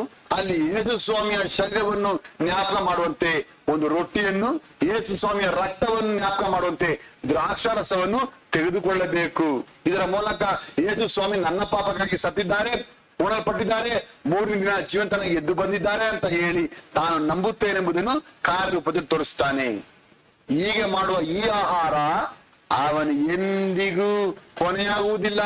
ಅವನು ನೆಲೆಗೊಳ್ಳುತ್ತಾನೆ. ಯಾಕೆಂತ ಹೇಳಿದ್ರೆ ಅವನು ತಿನ್ನದು ಬರೀ ರೊಟ್ಟಿ, ಬರೀ ದ್ರಾಕ್ಷಾರಸ ಅಲ್ಲ, ಯೇಸುವನ್ನೇ ಆಹಾರವಾಗಿ ಪಡ್ಕೊಳ್ತಾನೆ. ಈ ಗ್ಯಾರಂಟಿ ಕೊಟ್ಟಿದ್ದು ಯಾರು? ರಿಸರ್ವ್ ಬ್ಯಾಂಕಿನ ಗವರ್ನರ್ ಅಲ್ಲ, ನಮ್ಮ ದೇಶದ ಪ್ರಧಾನಮಂತ್ರಿ ಅಲ್ಲ, ಪರಲೋಕದ ದೇವರೇ ಹೇಳ್ಬಿಟ್ಟಿದ್ದಾರೆ. ಯಾರ್ಯಾರು ನನ್ನ ಶರೀರವನ್ನು, ನನ್ನ ರಕ್ತ ತಿಂದು ಕುಡಿತಾರೋ ಅವರು ಪರ್ಮನೆಂಟ್ ನೆಲೆಗೊಳ್ತಾರೆ. ಯಾಕೆ ನೆಲೆಗೊಳ್ಳಬೇಕು? ನೆಲೆಯಾದ ಪರ್ಮನೆಂಟ್ ಆದ ಒಂದು ದೇಶ ಇದೆ. ಅಲ್ಲಿ ಸಾವೇ ಇಲ್ಲ, ಅಲ್ಲಿ ಮರಣವೇ ಇಲ್ಲ, ಅಲ್ಲಿ ಕೊನೆಯೇ ಇಲ್ಲ, ಅದು ಯುಗಾಂತರಕ್ಕಿರುವುದು. ಅಂತ ದೇಶದಲ್ಲಿ ಯಾರಿರ್ಬೇಕು? ಯಾರು ಪರ್ಮನೆಂಟ್ ಆದ ಪ್ರಜೆಗಳು ಅಲ್ಲಿ ಹೋಗ್ಬೇಕು. ಹಾಗಾದ್ರೆ ನೆಲೆಯಾದ ಒಂದು ಪ್ರಜೆಗಳನ್ನು ನೆಲೆಯಾದ ದೇಶದಲ್ಲಿ ಸೇರ್ಪಡಿಸುವುದಕ್ಕೆ ಯೇಸು ಏರ್ಪಡಿಸಿದ ಎರಡನೆಯ ಪರ್ಮನೆಂಟ್ ಆದ ಒಂದು ಆಹಾರ ಕರ್ತನ ಮೇಜು. ಅದೇ ಯೇಸುವಿನ ಶರೀರ, ಯೇಸುವಿನ ರಕ್ತ. ಇದನ್ನು ತಿಂದು ಕುಡಿಯುವ ಭಾಗ್ಯಕ್ಕೆ ಯಾರೆಲ್ಲ ಇದ್ದಾರೆ ಅವ್ರು ಬಾಗ್ತಾರೆ. ಎಷ್ಟು ಜನಕ್ಕೆ ಸಭೆ ಬರ್ಬೇಕಲ್ಲ ಆಸೆ, ಆದ್ರೆ ಯಾವ ಕಾಲಕ್ಕೂ ಅವ್ರಿಗೆ ದೀಕ್ಷಾ ಅಂತ ಹೇಳೋಕೆ ಮನಸ್ಸೇ ಇಲ್ಲ. ಅವ್ರಿಗೆ ಶಿಷ್ಯರಾಗಬೇಕು ಆಸೆ ಇಲ್ಲ, ಬರೀ ಶೋ ತೋರ್ಸಕ್ ಮಾತ್ರ ಇರ್ತಾರೆ. ಅಂದ್ರೆ ಅರ್ಥ ಏನು? ಅವರಿಗೆ ನೆಲೆಯಾಗಬಾರ್ದೆಂಬ ತೀರ್ಮಾನ. ಯಾಕಂದ್ರೆ ಯೇಸು ಹೇಳಿದ್ದಾರೆ, ಯಾರ್ಯಾರು ನನ್ನ ಶರೀರ ತಿಂತಾರೋ, ಯಾರ್ಯಾರು ನನ್ನ ತೋಡ್ತಾರೋ ಅವ್ರು ನೆಲೆಗೊಳ್ಳುತ್ತಾರೆ. ನಿಲೆತ್ತಿರುಕ್ರಾನ್ ಅದು ಆಗಬಾರದು. ಯಾಕೆ? ಅವತ್ತು ಹವಳ ಅದೇ ಉಪದೇಶ ಕೈಗೆ ಬಂದದ್ದು ಬಾಯಿಗೆ ಬರ್ಲಿಲ್ಲ. ಎಂತ ಒಂದು ವೇದನೆಯ ಕಾರ್ಯ. ಎಲ್ಲ ಮಾಡ್ತಾರೆ. ಬುದ್ಧಿ ಇದೆಯಾ? ಬಟ್ಟೆ ಕೊಡ್ತಾರ, ಬಟ್ಟೆ ಕೊಡ್ತಾರೆ. ಕರೆಕ್ಟ್ ಊಟ ಮಾಡ್ತಾರ, ಎಲ್ಲ ಕರೆಕ್ಟ್ ತಲೆನ ಬಾಚ್ಕೊಂಡು ಎಲ್ಲ ಕರೆಕ್ಟ್ ಮಾಡ್ತಾರೆ. ಇದೆಲ್ಲ ಮಾಡ್ತಾರೆ. ನೀವು ವಿಶ್ವಾಸಿ ಆದ್ರೆ ನೀವು ಯಾಕೆ ನೀವು ದೇವರಿಗೆ ಶಿಷ್ಯರಾಗಲ್ಲ? ಯೇಸು ಸ್ವಾಮಿ ಯಾಕೆ ನಿಮ್ಮ ಗುರುವಾಗಿ ಸ್ವೀಕರಿಸಿಕೊಳ್ಳಲ್ಲ? ಅಥವಾ ಉಪದೇಶ ಯಾಕೆ ಇಲ್ಲ? ಅದೆಲ್ಲ ನಾವು ಮಾಡಲ್ಲ. ಯಾಕೆ? ಎರಡನೇ ಕಾರ್ಯ ಏನು? ಅವರು ನೆಲೆಗೊಳ್ಳಬಾರದು. ಯಾಕೆಂದ್ರೆ ಮೆಲ್ಕಿಜೆದೇಕನ ಆಶೀರ್ವಾದ ಅಬ್ರಹಾಮನಿಗಿಂತ ನಿರಂತರವಾಗಿರುವುದಕ್ಕೆ. ಈ ಆಶೀರ್ವಾದ ಯಾರು ಹೊಂದಿದ್ದಾರೆ? ಅವರು ಯೇಸು ಸ್ವಾಮಿಯ ರಕ್ತವನ್ನು ಶರೀರವನ್ನು ಪಡೆದುಕೊಳ್ಳಕ್ಕೆ ಬರ್ತಾರೆ. ವಿಶ್ವಾಸಿಯೇ, ನೀನು ಸಭೆಗೆ ಬರುವುದು ಯಾವುದಕ್ಕೆ? ಯೇಸುವಿನ ಮಾಂಸನು ಯೇಸುವಿನ ಶರೀರವನ್ನು ತಿಂದು ಕುಡಿಯುವುದಕ್ಕ ಅಥವಾ ಆಡಿನ ಸ್ಥಳ ಬಂದು ಕುತ್ಕೊಂಡು ಇದು ಹೋಗುವುದಕ್ಕ? ಏನ್ ಮಾಡ್ತಾ ಇದೀಯಾ? ಯೋಚನೆ ಮಾಡಿಕೊಳ್ಳ್ರಿ, ಮೋಸ ಮಾಡಿಕೊಳ್ಬೇಡ್ರಿ. ಯಾಕೆಂತ ಹೇಳಿದ್ರೆ ನೀವು ನೆಲೆಯಾಗುವುದಕ್ಕಾದ ಒಂದೇ ದಾರಿ ಇಲ್ಲೇ ಬರ್ಸಿದೆ. ಕರ್ತನ ಮೇಜನ್ನು ತಿರಸ್ಕಾರ ಮಾಡುವುದು ಎಷ್ಟು ದೊಡ್ಡ ಪಾಪ. ಅದು ಯೇಸು ಸ್ವಾಮಿ ನಿನಗಾಗಿ ಮಾಡಿದ ಅತಿ ದೊಡ್ಡ ತ್ಯಾಗವನ್ನು ಅವಮಾನ ಪಡಿಸುವ ಕೆಲಸ ಅಲ್ವಾ? ಮೋಸ ಮಾಡಿಕೊಳ್ಬೇಡ. ಯಾಕೆಂತ ಹೇಳಿದ್ರೆ ದೇವರು ಆದಾಮ ಅವರನ್ನು ಏನು ದೊಡ್ಡ ಓಡಿಸಲಿಲ್ಲ, ಅವರಿಗಾಗಿ ದೇವರು ನರಕವನ್ನು ಏರ್ಪಡಿಸಲಿಲ್ಲ. ಅವರವರ ಮೂರ್ಖತನವೇ, ಅವರವರ ದೇವ ಭಕ್ತಿಯ ಬದುಕೆ, ಅವರು ಮಾಡಿದ ತಿರಸ್ಕಾರದ ತೀರ್ಮಾನವೇ ಅವರಿಗೆ ಈ ಶಿಕ್ಷೆ ಬಂದು. ಎಷ್ಟೋ ಜನ ಇದನ್ನ ಹಿರಿಯ ಅಪರಾಧ ಅಂತ ಇದ್ದಾರೆ. ಅಲ್ಲಿ ಕ್ರೈಸ್ತರು ತನಕ ಕ್ರೈಸ್ತರು ಮಾಡ್ತಾ ಗೊತ್ತಾ? ಅವರ ಸಭೆಗಳಲ್ಲಿ ಪ್ರತಿ ಭಾನುವಾರ ಕರ್ತನ ಮೇಜ್ ಇಲ್ಲ. ಬೈಬಲ್ ಬರ್ಸಿದೆ ವಾರದ ಮೊದಲನೇ ಕರ್ತನ ಮೇಜ್ ಮಾಡ್ಬೇಕಂತ. ಯಾವ ತನಕ ಸಭೆಯಲ್ಲೂ ಎಲ್ಲ ವಾರ ಮಾಡಲ್ಲ. ಯಾಕೆ? ಅವರು ದೇವ್ರ ವಿರೋಧವಾದವರು. ಅದನ್ನ ನಾಮಕಾಸಕ್ಕೆ ತಿಂಗಳು ಒಂದ್ಸಲ ಮಾಡ್ಕೊಳ್ತಾರೆ. ಕೆಲವು ಸಭೆಗಳಲ್ಲಿ ವರ್ಷಕ್ಕೊಂದ್ಸಲ, ಕೆಲವು ಕಡೆ ಬರೀ ಜನವರಿ 1 ಇಲ್ಲಾಂದ್ರೆ ಎಲ್ಲ ತಿಂಗಳಿನ ಮೊದಲನೇ ವಾರ 5 ಗಂಟೆಗೆ ಏನೇನೋ ಕಥೆಗಳು ಮಾಡ್ತಾರೆ. ಈ ಬೈಬಲ್ ಏನು ಬರ್ಸಿದೆ ಅದು ಕೆಳಗಾದ್ರೆ ಅವ್ರ ಸತ್ಯದ ತುಟಿ ಅಲ್ಲ. ಸತ್ಯ ಏನ್ ಬರ್ಸಿದೆ? ವಾರದ ಮೊದಲನೇ ದಿನದಲ್ಲಿ ರೊಟ್ಟಿ ಮುರಿಯುವ ಪದ್ಧತಿಯ ಪ್ರಕಾರ ಅಂತ ಹೇಳಿ ವಾಪಸ್ 25 ವರ್ಷ ಬರ್ಸಿದೆ. ಅದು ಪದ್ಧತಿ, ಅದು ಪ್ರತಿ ಭಾನುವಾರ ಮಾಡ್ಬೇಕಂತ. ಯಾಕೆ ಅವ್ರು ಮಾಡಲ್ಲ? ಯಾಕೆಂದ್ರೆ ಅವ್ರು ಈ ಬೈಬಲ್ ಸಂಬಂಧಪಟ್ಟವರಲ್ಲ. ಅವ್ರು ಯೇಸು ಸ್ವಾಮಿ ನಂಬುವ ಜನ ಅಲ್ಲ, ಯೇಸು ಸ್ವಾಮಿ ಮಾತಿಗೆ ಮರ್ಯಾದೆ ಕೊಡುವ ಜನ ಅಲ್ಲ. ಯೇಸುವಿನ ಶರೀರವನ್ನು ರಕ್ತವನ್ನು ತಿರಸ್ಕಾರದಿಂದಲೂ ಅವಮಾನ ಪಡಿಸಲು ಬದುಕಾ ಇದ್ದಾರೆ. ನೀನ್ ನೆಲೆಗೊಳ್ಳುವುದಕ್ಕಾದ ಎರಡನೇ ದಾರಿ ಇಲ್ಲಿ ಬರಿದೆ. ಅದನ್ನ ಕೊಡ್ತಾರೆ, ಯೇಸು ಸ್ವಾಮಿಯೇ ಕೊಡ್ತಾರೆ. ಯೇಸು ಸ್ವಾಮಿಯ ಸತ್ಯ, ಯೇಸು ಸ್ವಾಮಿಯ ನೆಲೆಗೊಂಡವನು. ಆತನೇ ನಿರಂತರವಾಗಿರುವ ಯಾಜಕನಾಗಿದ್ದಾನೆ. ಅಬ್ರಹಾಮನ ಆಶೀರ್ವಾದ. ವಿಶ್ವಾಸಿಯೇ, ಕರ್ತನ ಬಳಿಗೆ ಬಂದು ನಿನ್ನನ್ನು ಮೋಸ ಪಡಿಸಿಕೊಳ್ಬೇಡ. ಕರ್ತನ ಆಶೀರ್ವಾದವನ್ನು ನಷ್ಟ ಮಾಡಿಕೊಳ್ಳಬೇಡ. ಅನ್ಕಲ್ಸ್ಕೊಳ್ತಾರೆ, ಇವನ್ನ ಕರ್ತನ ಮೆಚ್ಚಿಗೆ ಹೋಗಿಲ್ಲ, ಆದ್ರೆ ಮನೆಯಲ್ಲಿ 4 ಕಿಲೋ ಮಾಂಸ ತಗೊಂಡು ಒಳ್ಳೆ ಬಿರಿಯಾನಿ ತಿಂದೆ, ಅದನ್ನ ತಿಂದು ನೀನ್ ನರಕಕ್ಕೆ ಹೋಗ್ತೀಯ. ನೀನ್ ಮನೆಯಲ್ಲಿ ಬಿರಿಯಾನಿ ತಿನ್ನುವುದು ಪ್ರಯೋಜನ ಇಲ್ಲ. ಕರ್ತನ ಸನ್ನಿಧಿಯಲ್ಲಿ ಕರ್ತನ ಮೇಜನ್ನು ಪಡ್ಕೊಳ್ಳಿಲ್ಲ ಅಂದ್ರೆ ನೀನು ಶಾಪಗ್ರಸ್ತನಾಗ್ತೀಯ. ಇದು ಅರ್ಥ ಆಗಬೇಕು. 4 ಕಿಲೋ 400 ಕಿಲೋ ತಿಂದು ಕೂಡ ನಾಶ ಆಗ್ತೀಯ. ಕರ್ತನ ಮೇಜಿನಲ್ಲಿ ಬಾಗಿಲ್ಲದವನು ಅವನ ನೆಲೆಗೊಳ್ಳಲ್ಲ. ಗ್ಯಾರಂಟಿ ಕೊಟ್ಟಿದ್ದು ಯಾರು? ಯೇಸು ಸ್ವಾಮಿ. ಮೋಸ ಮಾಡಿಕೊಳ್ಳಬೇಡಿ. ಆಗ ಕಲಿಬೇಕು. ಎರಡನೇ ಪಾಠ, ಯೇಸುವಿನ ಮಾಂಸವನ್ನು ರಕ್ತವನ್ನು ತಿಂದು ಕುಡಿಯುವವನು ಯೇಸು ಕ್ರಿಸ್ತರಲ್ಲಿ ನೆಲೆಗೊಂಡು ಬಹಳ ಫಲ ಕೊಡುವನು. ಯೇಸುವಿನ ಮಾಂಸವನ್ನು ರಕ್ತವನ್ನು ತಿಂದು ಕುಡಿಯುವವನು ಯೇಸು ಕ್ರಿಸ್ತನಲ್ಲಿ ನೆಲೆಗೊಂಡು ಬಹಳ ಫಲ ಕೊಡುವನು. ಅವನು ಜಯಶಾಲಿ ಆಗ್ತಾನೆ. ಅವನು ಮಾಡುವುದೆಲ್ಲ ಪ್ರಯೋಜನವಾಗುತ್ತದೆ. ಅವನು ಕಾಲಿಡುವ ಕಾರ್ಯಗಳೆಲ್ಲ ಸಾಧ್ಯವಾಗುತ್ತದೆ. ಎಲ್ಲ ಸಕ್ಸಸ್ ಆಗುತ್ತದೆ. ಯಾಕಂದ್ರೆ ಬಹಳ ಫಲಕ್ಕೆ ಕೊಡೋದಕ್ಕೆ ಭಾಗ್ಯ ಕೊಡಿದೆ. ಯಾಕಂದ್ರೆ ಮೆಲ್ಕಿಜೆದೇಕನ ಆಶೀರ್ವಾದ ಅಬ್ರಹಾಮನ ಮೇಲೆ, ರಾಜರನ್ನ ಹೊಡೆದು ಗೆದ್ದು ಬರುವಂತ ಭಾಗ್ಯ. ವಿಶ್ವಾಸಿ, ನೀನ್ ಜಯಶಾಲಿ ಆಗ್ಬೇಕಾದ್ರೆ ಅಬ್ರಹಾಮನ ಈ ಆಶೀರ್ವಾದ ನಿನ್ನ ಮೇಲೆ ಇರ್ಬೇಕು. ಮೂರನೇದಾಗಿ தமிழ் சொன்னா, இயேசுவின் மாம்சத்தையும் ரத்தத்தையும் புசித்து பானம் பண்ணுகிறவன் இயேசு கிறிஸ்து நிலைத்திருந்து மிகுந்த கனி கொடுக்கிறான். ಮೂರನೇದಾಗಿ ನಾವು ನೆಲೆಯಾಗಬೇಕಾದ ಮೂರನೇ ಕಾರ್ಯ 1 ಪೇತ್ರ 1ನೇ ಅಧ್ಯಾಯ 25ನೇ ವಚನ. 1 ಪೇದ್ರು 1ಆம் அதிகாரம் 25ஆம் வசனம். 1 Peter 1st chapter 25th verse, page number 301. கர்த்தருடைய வசனமோ கர்த்தருடைய வசனமோ என்றென்றைக்கும் நிலைத்திருக்கிறது. உங்களுக்கு சுவிசேஷமாய் அறிவிக்கப்பட்டு வருகிற வசனம் இதுவே. ಕರ್ತನ ಮಾತೋ ಅಂದ್ರೆ ವಾಕ್ಯವೋ ಸದಾಕಾಲ ಇರುವುದು ಎಂದು ಹೇಳಿದಷ್ಟೇ. ಆ ಮಾತು ಯಾವುದೆಂದರೆ ನಿಮಗೆ ಸಾರಲ್ಪಟ್ಟ ಸುವಾರ್ಥ ವಾಕ್ಯವೇ. ಮೂರನೇದು ಪರ್ಮನೆಂಟ್ ದೇವರ ಸುವಾರ್ತೆ. ನಮಗೆ ಏನು ಸಾರಲ್ಪಟ್ಟಿದೆ ಅದು ಪರ್ಮನೆಂಟ್. ಈ ಕಿವಿಯಿಂದ ಅನೇಕ ವಿಷಯವನ್ನು ಕೇಳಿಸ್ಕೊಂಡಿದ್ದೀವಿ. ನಮ್ಮ ಅಪ್ಪ ಅಮ್ಮ ಹೇಳೋದು, ಸ್ಕೂಲ್ ಟೀಚರ್ ಹೇಳೋದು, ಊರು ಹೇಳೋದು, ಅವ್ರು ಹೇಳೋದು, ಏನೇನೋ ಕೇಳಿಸ್ಕೊಂಡಿದ್ದೀವಿ. ಅದ ಕಥೆ ಎಲ್ಲ ಅಲ್ಲಿಗೆ ಮುಗಿದೋಯ್ತು, ಅದು ಅಲ್ಲಿಗೆ ಲ್ಯಾಪ್ಸ್ ಆಯ್ತು, ಅದು ಇನ್ವ್ಯಾಲಿಡೇಟ್ ಆಯ್ತು. ಆದ್ರೆ ನಿನ್ನ ಕಿವಿಗಳು ಜೀವಂತವಾಗಿರುವಾಗ, ಯೇಸು ಸ್ವಾಮಿ ನಂಬುವುದಕ್ಕೆ ಬಂದಾಗ, ಈ ಎಲ್ಲಾ ಶಬ್ದಗಳ ನಡುವೆ ಸುವಾರ್ತೆ ಎಂಬ ವಾಕ್ಯವನ್ನು ಕೇಳುವುದಕ್ಕೆ ನಿಮಗೆ ಅವಕಾಶ ಕೊಡಲ್ಪಟ್ಟಿದೆ. ಇದನ್ನು ಕೇಳುವುದರ ಮೂಲಕ ನಿನ್ನ ಕಿವಿಗಳು ಸುನ್ನತಿ ಮಾಡಿಸಲ್ಪಡುತ್ತದೆ. ಯಾರ ಕಿವಿಗಳು ಇದನ್ನು ಕೇಳಿಸಿಕೊಳ್ಳುತ್ತದೆಯೋ ಆ ಕಿವಿಗಳು ದೇವರ ಚಿತ್ತ ಮಾಡುವುದರಿಂದ ಅವರು ಪರ್ಮನೆಂಟ್ ಆಗಿಬಿಡ್ತಾರೆ. ಯಾಕೆಂದ್ರೆ ಅವರು ಕೇಳಿಸಿಕೊಂಡ ವಾಕ್ಯ ಶಾಶ್ವತವಾದ. ಕರ್ತನ ಮಾತು ಸದಾ ಕಾಲ ಇರುವುದು, ಅದು ಮುಗಿದೋಗೋದೇ ಇಲ್ಲ. ಒಂದು ದಿನ ಸತ್ತೋಗ್ಬಿಡ್ತೀಯ, ನಿನ್ನ ಮಣ್ಣಿಗೆ ಹಾಕ್ಬಿಡ್ತಾರೆ. ಮಣ್ಣು ಹಾಕಿದ ಮೇಲೆ ಕೆಲವೇ ದಿನಗಳಲ್ಲಿ ನಿನ್ನ ಶರೀರ ಒಳಗಿರ್ತದೆ, ನಿನ್ನ ಚರ್ಮ ಎಲ್ಲ ಕೊಳತು ಹೋಗುತ್ತದೆ, ಶರೀರದ ಎಲ್ಲಾ ಭಾಗವೂ ಇಲ್ಲದೆ ಅಸ್ಥಿ ಪಂಜರವಾಗಿ ಎಲ್ಲ ಒಡೆದು ಪುಡಿ ಪುಡಿ ಆಗ್ಬಿಡ್ತದೆ, ಏನಿರೋದಿಲ್ಲ. ನಿಮ್ಮ ಅಪ್ಪ ಬಂದು ಕರೆದ್ರು, ನಿಮ್ಮ ಅಮ್ಮ ಬಂದು ಕರೆದ್ರು, ನಿನ್ನ ಗಂಡ ಕರೆದ್ರು, ನಿನ್ನ ಹೆಂಡತಿ ಕರೆದ್ರು, ಮಕ್ಕಳು ಯಾರು ಕರೆದ್ರು ಕೂಡ ಅವ್ರಿಗೆ ಕೇಳಿಸೋದೇ ಇಲ್ಲ. ಆದ್ರೆ ಒಬ್ಬರು ಮಾತ್ರ ಕೇಳುತ್ತೆ. ಯೇಸು ಸ್ವಾಮಿ ಪರಲೋಕದಿಂದ ಮಹಾ ತುತ್ತೂರಿ ಶಬ್ದದೊಂದಿಗೆ ಮೇಘದಿಂದ ಇಳಿದು ಬರುವಾಗ ಆ ಶಬ್ದದಲ್ಲಿ ನಿನ್ನ ಹೆಸರು ಕರೀತಾರೆ. ಯಾರ್ಯಾರು ಜೀವಂತ ಕಾಲದಲ್ಲಿ ತನಗೆ ಸಾರಲ್ಪಟ್ಟ ಸುವಾರ್ಥ ವಾಕ್ಯವನ್ನು ಕೇಳಿಕೊಂಡಿದ್ದಾನೋ ಆ ವಾಕ್ಯ ಸದಾಕಾಲ ಇರುವುದರಿಂದ ಅವರ ಟಕ್ಕ ಎದ್ದುಬಿಟ್ಟಿದ್ದಾರೆ ಆ ಕ್ಷಣದಲ್ಲಿ. ಯಾಕೆಂದ್ರೆ ಅವರಿಗೆ ಸಾರಲ್ಪಟ್ಟ ಆ ಸುವಾರ್ಥ ವಾಕ್ಯ ಸದಾಕಾಲ ಇರುತ್ತದೆ, ಶಾಶ್ವತ. ಆದ್ರಿಂದಲೇ ಒಂದು ವಿಶ್ವಾಸಿಯ ಬದುಕೇನು? ನಾನು ಯೇಸು ಸ್ವಾಮಿ ಬಳಿ ಹೋಗ್ತೀನಿ, ದೇವರ ವಾಕ್ಯವನ್ನು ಕೇಳುವಂತೆ, ದೇವರ ವಾಕ್ಯವನ್ನು ಓದುವಂತೆ, ದೇವರ ವಾಕ್ಯವನ್ನು ತಿಳಿಯುವಂತೆ, ದೇವರ ವಾಕ್ಯವನ್ನು ನನ್ನಾಗಿಸಿಕೊಳ್ಳುವಂತೆ. ಯಾಕೆಂದ್ರೆ ನಾನು ಬದುಕುವುದು ಇದಕ್ಕಾಗಿ ಮಾತ್ರವೇ. ಸಮಯ ಬಂದಾಗ ಏನ್ ಮಾಡ್ಬೇಕು? ದೇವರ ವಾಕ್ಯವನ್ನು ಕಲಿಬೇಕು. ಇಲ್ಲಿ ಬಂದು ನೀನ್ ಬೇರೆ ಏನೋ ಮಾಡ್ತಾ ಇರಬಾರ್ದು. ಪಾಠ ಪ್ರಸಾರ ಮಾಡುವಾಗ ನೀನ್ ಯಾವುದೋ ಒಂದು ಪ್ರಸಂಗ ಇವಾಗ ಕುತ್ಕೊಂಡು ಯೋಗರ ಪತ್ರಿಕೆ 1ರಿಂದ 40 ಓದ್ತಾ ಕುತ್ಕೊಂಡವ್ರೆ. ಅದು ನಿನ್ ಮನೇಲಿ ಮಾಡ್ಬಾರ, ಇಲ್ಲಿ ಕುತ್ಕೊಂಡು ಮಾಡ್ತಾ ಇದ್ವಿ. ಎಲ್ಲಿ ಹೋದಾಗ ಆ ಕೆಲಸ ಮಾಡ್ಬೇಕು. ನೀನ್ ಟಾಯ್ಲೆಟ್ ಹೋದಾಗ ಟಾಯ್ಲೆಟ್ ಕೆಲಸ ಮುಗಿಬೇಕು, ನೀನ್ ಕಿಚನ್ ಹೋದಾಗ ಕಿಚನ್ ಕೆಲಸ ಮಾಡ್ಬೇಕು, ನೀನ್ ಡೈನಿಂಗ್ ಹಾಲ್ ಬಂದಾಗ ಡೈನಿಂಗ್ ಕೆಲಸ ಮಾಡ್ಬೇಕು. ಎಲ್ಲೆಲ್ಲ ಕನ್ಫ್ಯೂಸ್ ಮಾಡ್ಕೋಬೇಡ. ಸಭೆಗೆ ಬಂದಾಗ ನಿನ್ನ ಕೆಲಸವೇನು? ದೇವರ ವಾಕ್ಯವನ್ನು ಆಲಿಸುವುದಕ್ಕೆ ನೀನ್ ಬಂದಿದ್ದೀಯಾ? ನಿನ್ನ ಗಮನ, ನಿನ್ನ ಮಾತು ಇದ್ರಲ್ಲಿ ಇರ್ಬೇಕು ದೇವರ ಸ್ವಾರ್ಥೆಯಲ್ಲಿ. ಹಾಳಾಗಿ ಹೋಗುವ ಕಾರ್ಯಗಳನ್ನ ಆಮೇಲೆ ಮಾಡಿಕೊಳ್ರಿ, ಅದಕ್ಕೆ ಬೇರೆ ಸಮಯ ಇದೆ.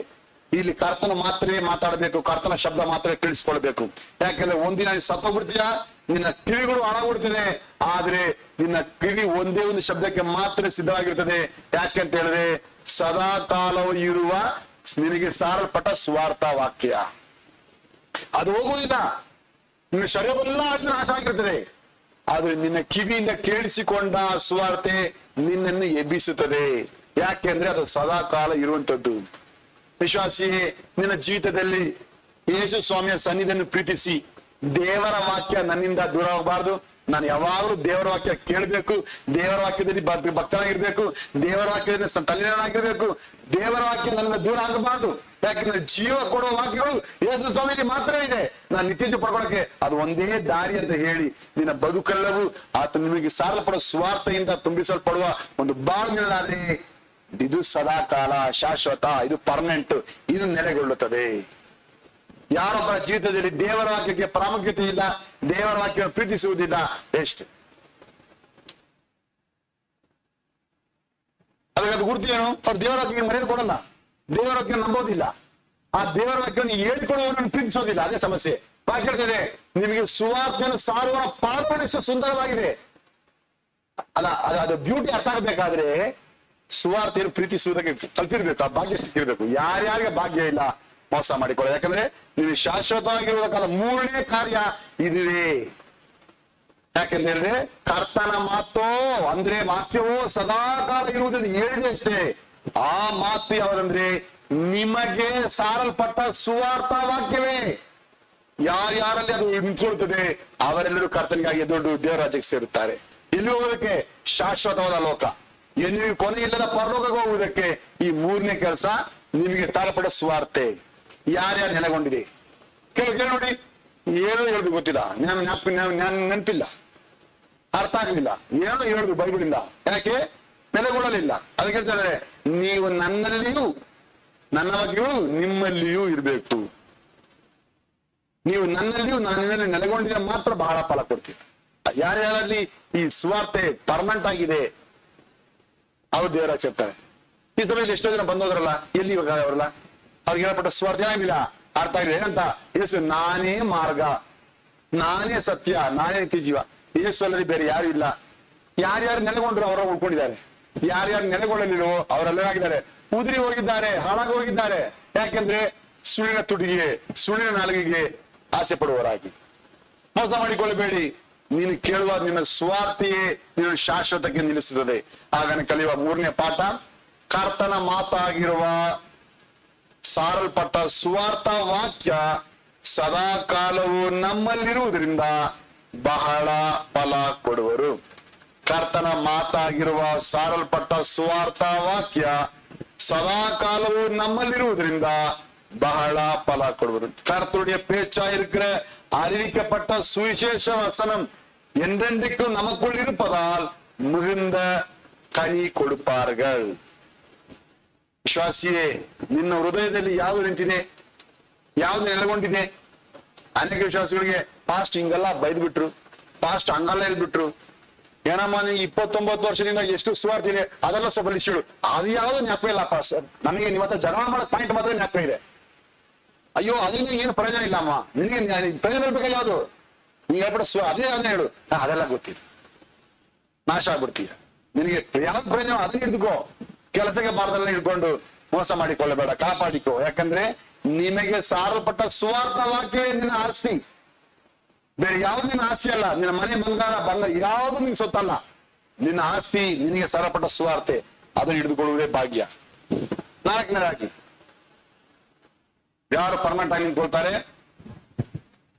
1 ಯೋಹಾನ 2ನೇ ಅಧ್ಯಾಯ 17ನೇ ವಚನ.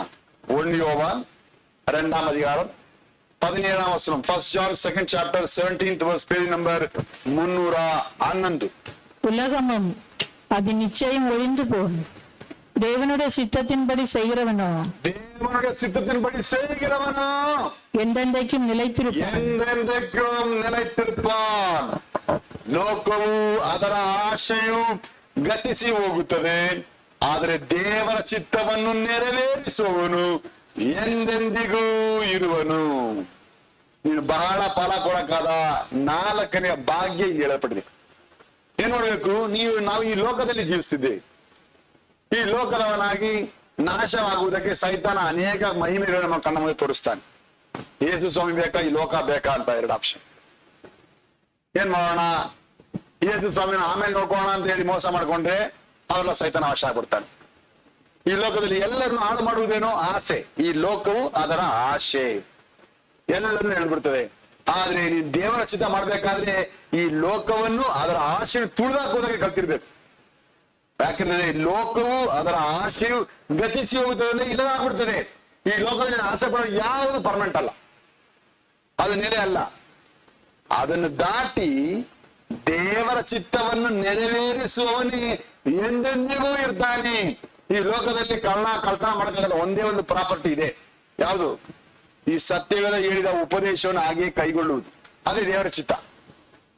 ದೇವ್ರು ಸುಮ್ಮನೆ ಬಂದ್ಬಿಟ್ಟು ಅಲ್ಲಿಂದ ಮಾತಾಡ್ತಾರೆ, ಇಲ್ಲಿಂದ ಮಾತಾಡೋದು ಕೇಳಬೇಡಿ.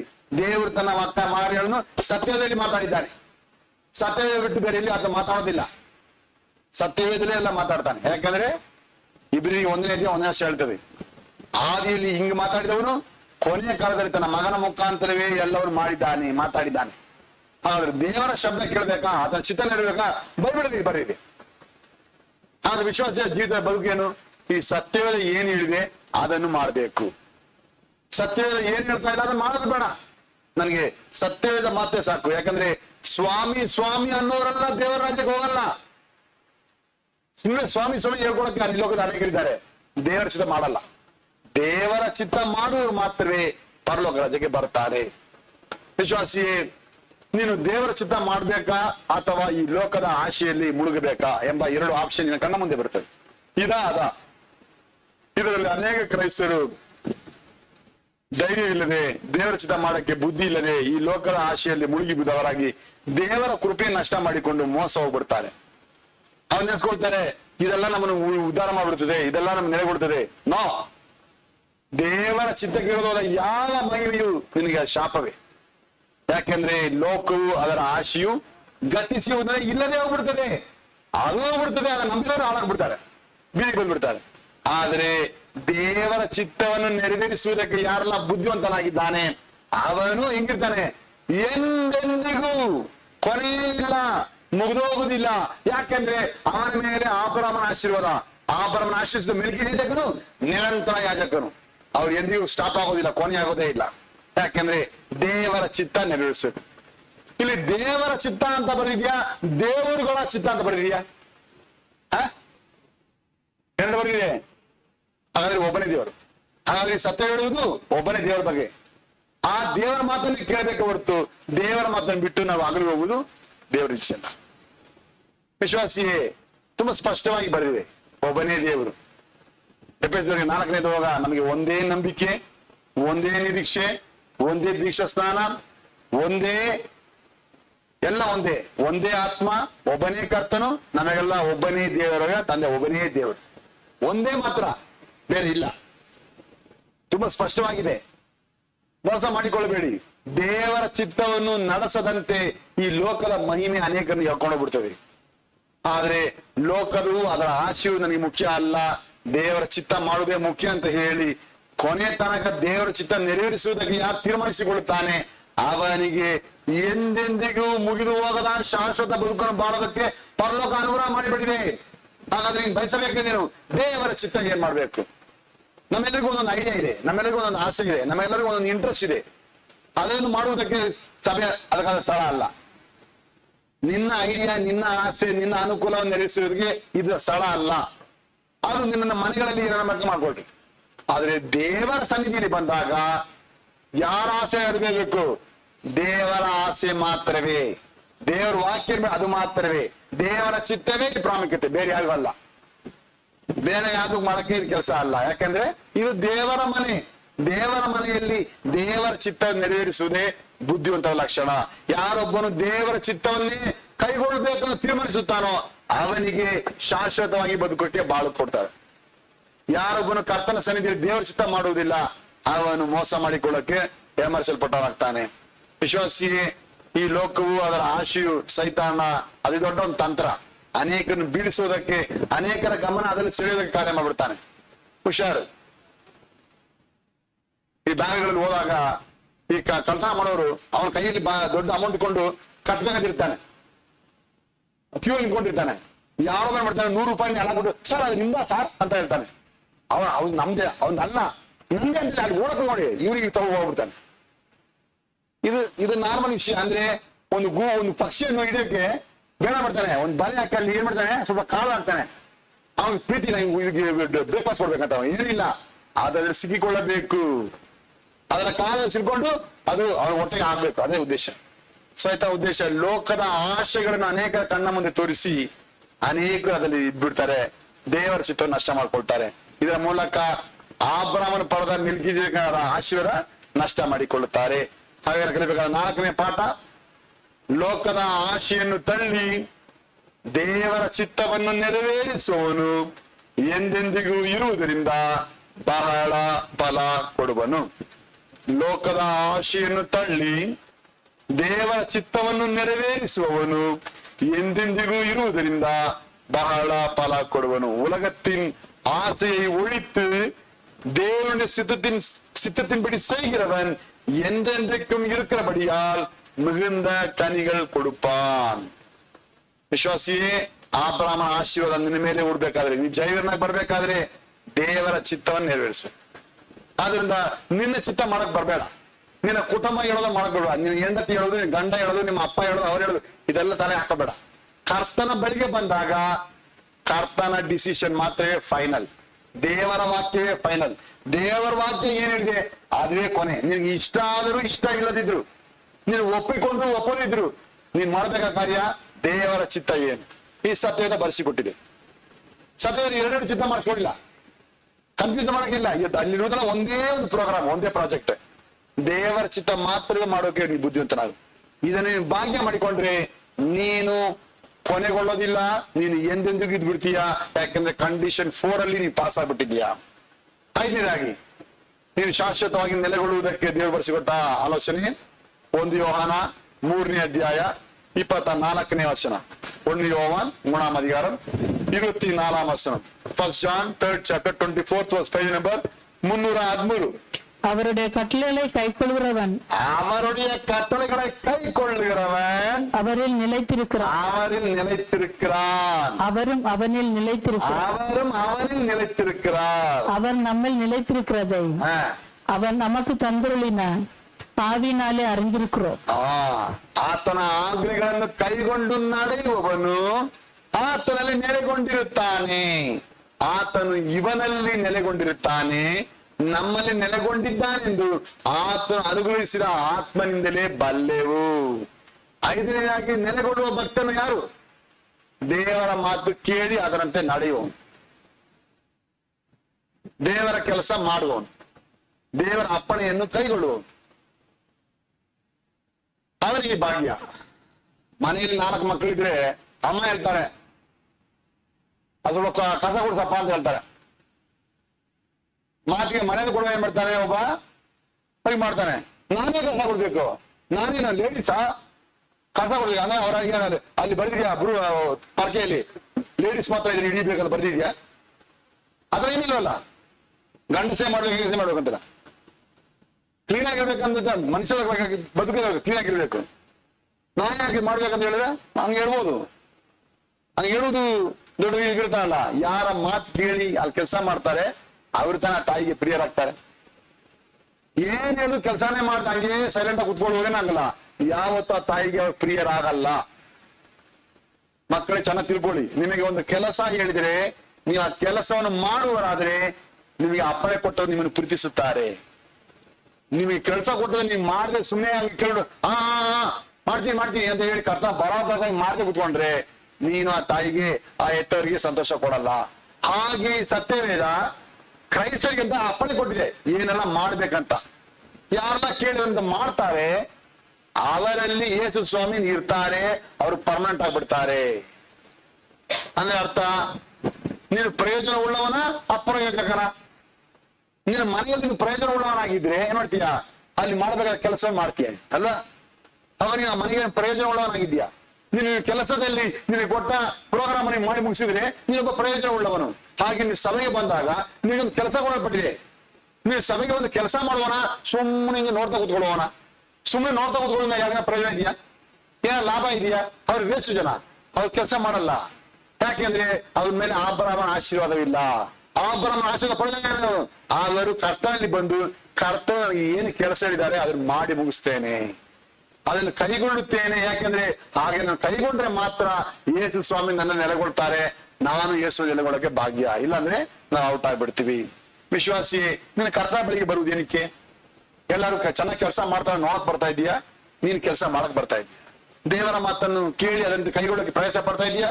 ನೀನು ಯಾರೆಲ್ಲ ಯೇಸು ಸ್ವಾಮಿ ಆಗನ್ನು ಕೈಗೊಂಡು ನಡೀತಾರೋ ಅವರನ್ನು ಮಾತ್ರವೇ ಈ ಗ್ರೂಪಲ್ಲಿ ಸೇರಿಸ್ಕೊಳ್ತಾರೆ. ಯಾಕೆಂದ್ರೆ ಅವರೆಲ್ಲ ಅಬ್ರಹಾಮನ ಆಶೀರ್ವಾದ, ಮೆಲ್ಕಿಜೆದೇಕನು ಏನ್ ಮಾಡಿದಾನೆ, ನಿರಂತರವಾಗಿರುವತನಾದ ಆಶೀರ್ವಾದ.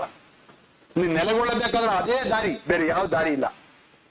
ನೀನು ಪರ್ಮನೆಂಟ್ ಆಗಿರ್ಬೇಕಾ, ಈ ಲೋಕವನ್ನು ಬಿಟ್ಟು ಪರಲೋಕವನ್ನು ಸೇರ್ಬೇಕಾದ್ರೆ 5ನೇ ಒಂದೇ ಕಂಡೀಷನ್, ಕರ್ತನ ಅಪ್ಪಣೆಗಳನ್ನು ಕೈಗೊಳ್ಳುವ ಬದುಕು. ಮಾತುಗಳು ಜೀವಿತ. ಮಾತುಗಳು ನೋಡಿ ತುಂಬಾ ಸಂತೋಷ ಅಲ್ಲ. ಟೀಚರ್ಗೆ ಸ್ಕೂಲಲ್ಲಿ ಮಾಡಪ್ಪ ಹೋಮ್ವರ್ಕ್ ಕಂಡು ಕೊಟ್ಟ ತಕ್ಷಣ ಮಾಡ್ಕೊಟ್ರೆ ತುಂಬಾ ಖುಷಿ, ಗುಡ್ ಅಂತ ಹೇಳ್ತಾರಲ್ಲ. ಯಾಕಂದ್ರೆ ಚೆನ್ನಾಗಿ ಮಾಡ್ತಾರೆ. ಅವನ ಮುಂದೆ ಎಲ್ಲ ಚಪ್ಪಾಳಿ ಹೊಡಿ ಅಂತ ಹೇಳ್ತಾರೆ, ಯಾಕಂದ್ರೆ ಕೆಲಸ ಮಾಡ್ತಾರೆ.